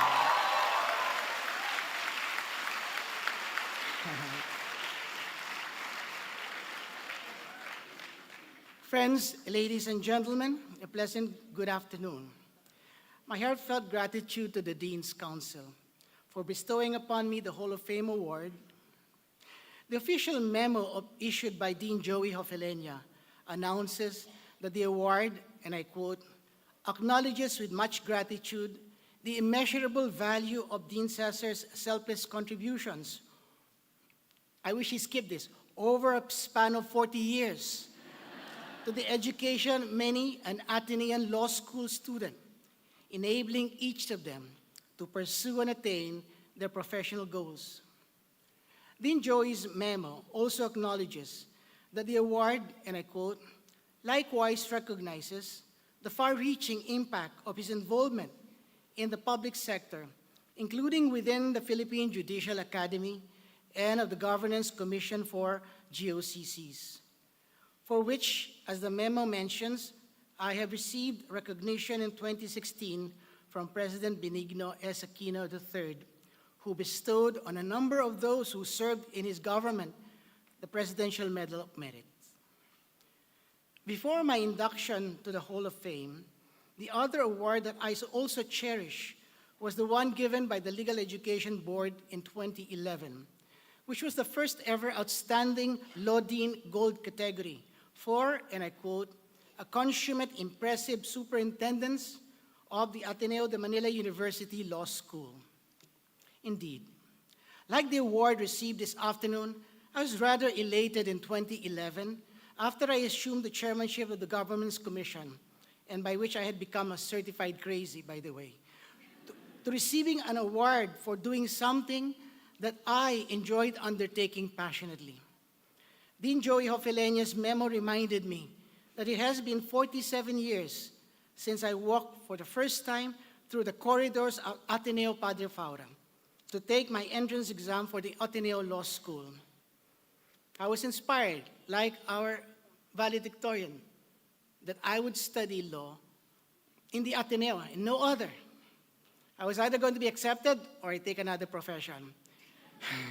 Dreaming with the highest dream for the study of law, I resolved then that I would study all the aspects of the law, be it important or trivial, be it sexy or non-sexy, to the best of my whole being and capabilities, so that at the end of the course, it would not be blood, but the law itself that would flow out of my veins. Even as I joined one of the leading law firms after passing the bar exams, the Accra Law, I remained a passionate student of the law as I took faculty chores at the Ateneo Law School, then still located at the HB de la Costa campus. In the course of 40 years, I came across some of the brightest and most dedicated Filipinos of their generation, among whom stand out Dean Joey Hofeleña and Dean Maita Chan Gonzaga, who were the valedictorians of their batches.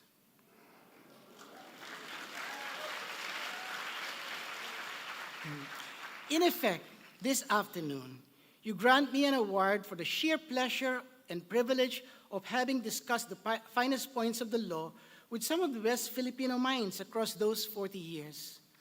Apart from my law students, the initial inspiration for my passion for the law has been my late father, Francisco de Villanueva Sr., a CPA lawyer himself, as our valedictorian soon will be, whose professional integrity has been a source of strength, and by my late mother, Remedios Villanueva, a public school teacher, whose academic achievement and knack for commercial endeavors have goaded me into the field of commercial law.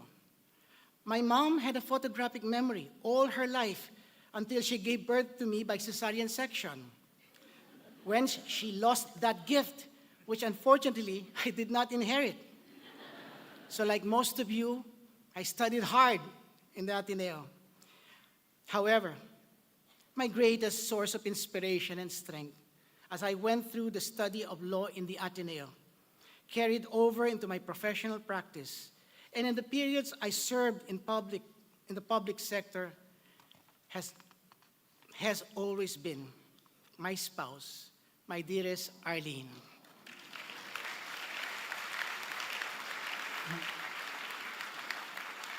Who joined me this afternoon and to whom I've always dedicated my most favored publication, Philippine Corporate Law. For those of you, one of the first pages say, "My dearest Arlene." There would be no real joy in receiving the award without Arlene being at my side, or at least being present to witness the proceedings. Thank you, my dearest Arlene, for all the years you have been the constant wind beneath my wings.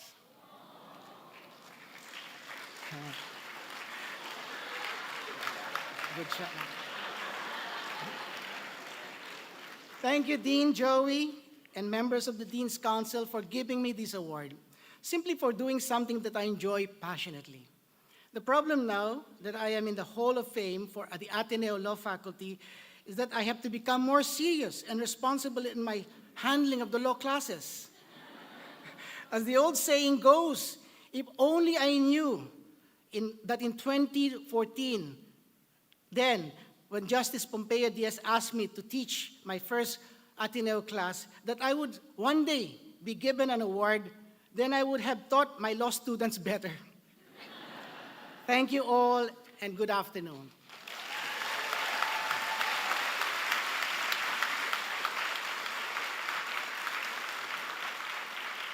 Thank you, Dean Villanueva.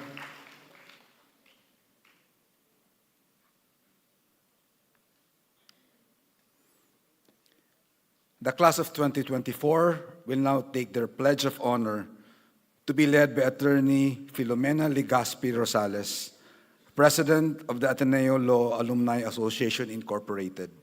The class of 2024 will please rise.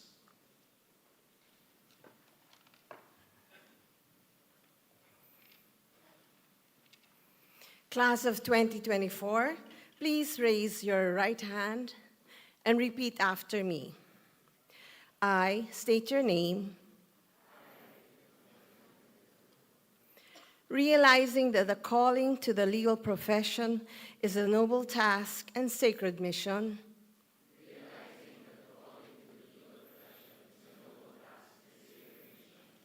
Solemnly swear that in whatever capacity I may serve the legal profession,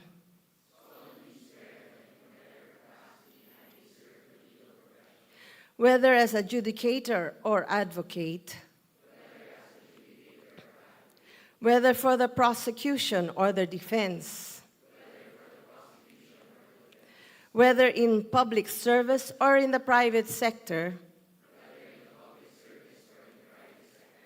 I will use the law solely as an instrument of justice and for the upliftment of my fellow man.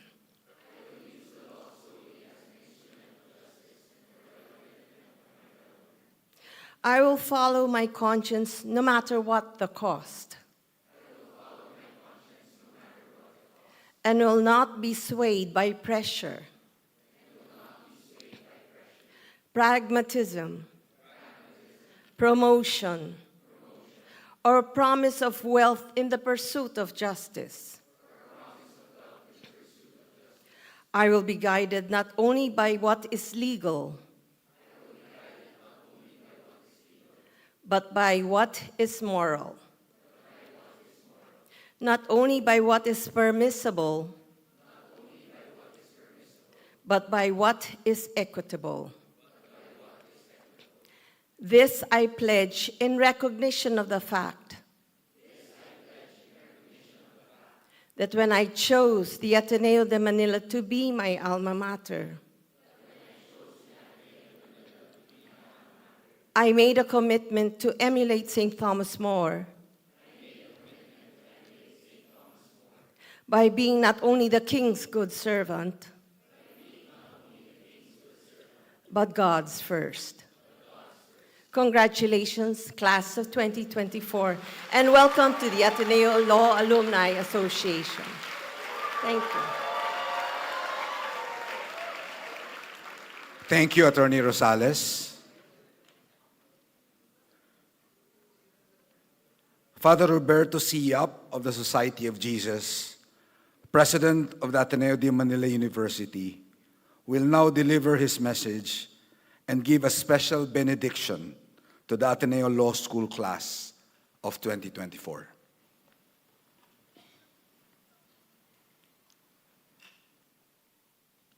When you entered law school a few years ago, you had a mission to earn a Juris Doctor or LLM degree.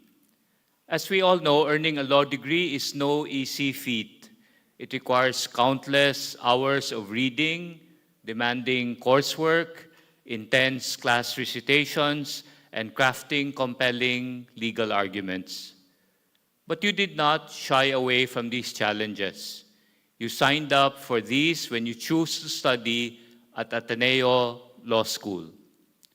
What you probably did not anticipate was the COVID-19 pandemic that compounded the already laborious world of law school.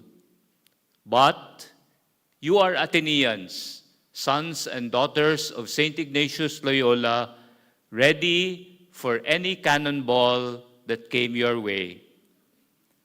Nowhere is this more evident than in the last 4 years when you had to pursue your law studies amidst the pandemic's obstacles, barriers, and limitations. Ateneo Law School Class of 2024, you have proven that no cannonball is too big or too small to handle. The consolations and desolations you have experienced have tested your resilience and fostered your growth, deepened your understanding, knowledge, and skills of the law and the legal system, the foundations of a successful legal career. Your hard work, commitment, grit, and determination have brought you to this moment, the culmination of your effort as you walk across the stage, receive your diploma, and finally earn your JD or LLM degree. With immense pride, I stand before you today witnessing your journey from law students to graduates adorned in your cap and gown regalia. It is an honor to be here with you, class of 2024, as you celebrate your achievements. Remember to acknowledge the unwavering support of your loved ones and families who have been by your side through the valleys and peaks of your law school journey. Their love, support, and encouragement have been instrumental in your success, and I hope you expressed your heartfelt gratitude to them. Now that you have earned your JD or LLM, it's time to work on your LFO, not your legal financial obligations, but your commitment as a lawyer for others. Skilled not only in the science and the art of law, but also imbued with a burning passion for justice and a fervent desire to serve others. These are the hallmarks of a Jesuit education, an Ateneo law education, which we hope you, our graduates, will embody when you practice your profession. My dear graduates, you are trained not just to be the best lawyers. Your Ateneo education has taught you to be the best lawyers who serve others, especially the poor, the excluded, and the marginalized. Align your knowledge, skills, and Ignatian values with your thoughts and actions. It is not a walk in the park, especially in your chosen profession, but I am confident that your Ateneo law education has prepared you to stay the course and to use your education not only for your benefit, but more importantly, for the greater good. As we look forward to the feast of St. Ignatius Loyola on July 31, may we all be reminded and inspired by St. Ignatius to lead a life with a higher purpose and journey throughout this life, bringing greater glory to God through acts of service. Before we part, please allow your university president to give you a final blessing. We send you off today with this prayer attributed to Thomas More, a lawyer, author, and statesman known for his keen intellect and unwavering integrity. He is also the patron saint of lawyers and civil servants. Ateneo Law graduates, please rise. Kindly bow your heads and pray for God's blessing. May God grant you eloquence and accuracy as you practice your profession. May you remain honest and retain your integrity throughout your life. And may God always stand beside you in court and all the halls of law and justice. And may the Lord bless you and keep you. May He make His face shine on you and be gracious to you. And may the Lord turn His face toward you and give you peace. Amen. Amen. Congratulations, Law School Class of 2024. Thank you, Father President. We will now sing the Song for Mary. to be led by Andrea Marie S. Mendoza and Mark Angelo M. Giboni.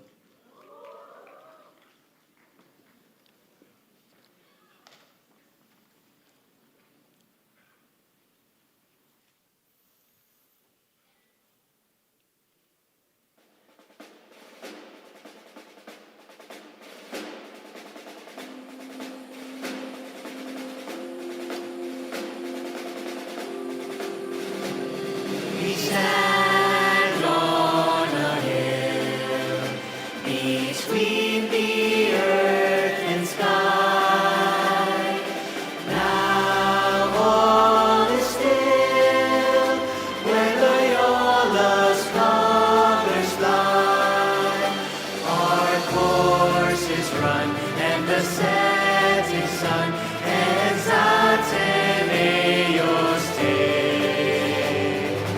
Eyes are dry at the last goodbye. This is the Ateneo way. Mary, for you, for your white and blue,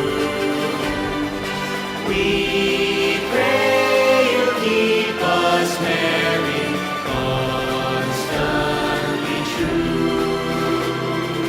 We pray you keep us merry, faithful to you. Down from the hill, down to the world go I,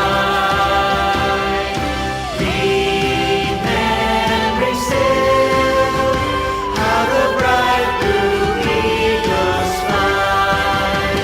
Through joys and tears, through the laughing years, we sing our battle song. Win or lose, it's the school we choose. This is the place where we belong. Mary, for you, for your white and blue, we pray you keep us merry, constantly true. We pray you keep us merry, faithful to you.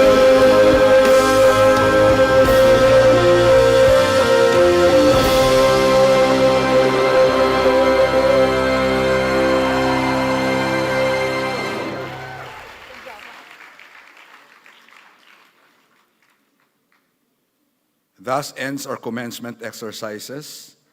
The audience will please remain seated until the stage party, the administrators, the members of the faculty, and the class of 2024 shall have left the hall.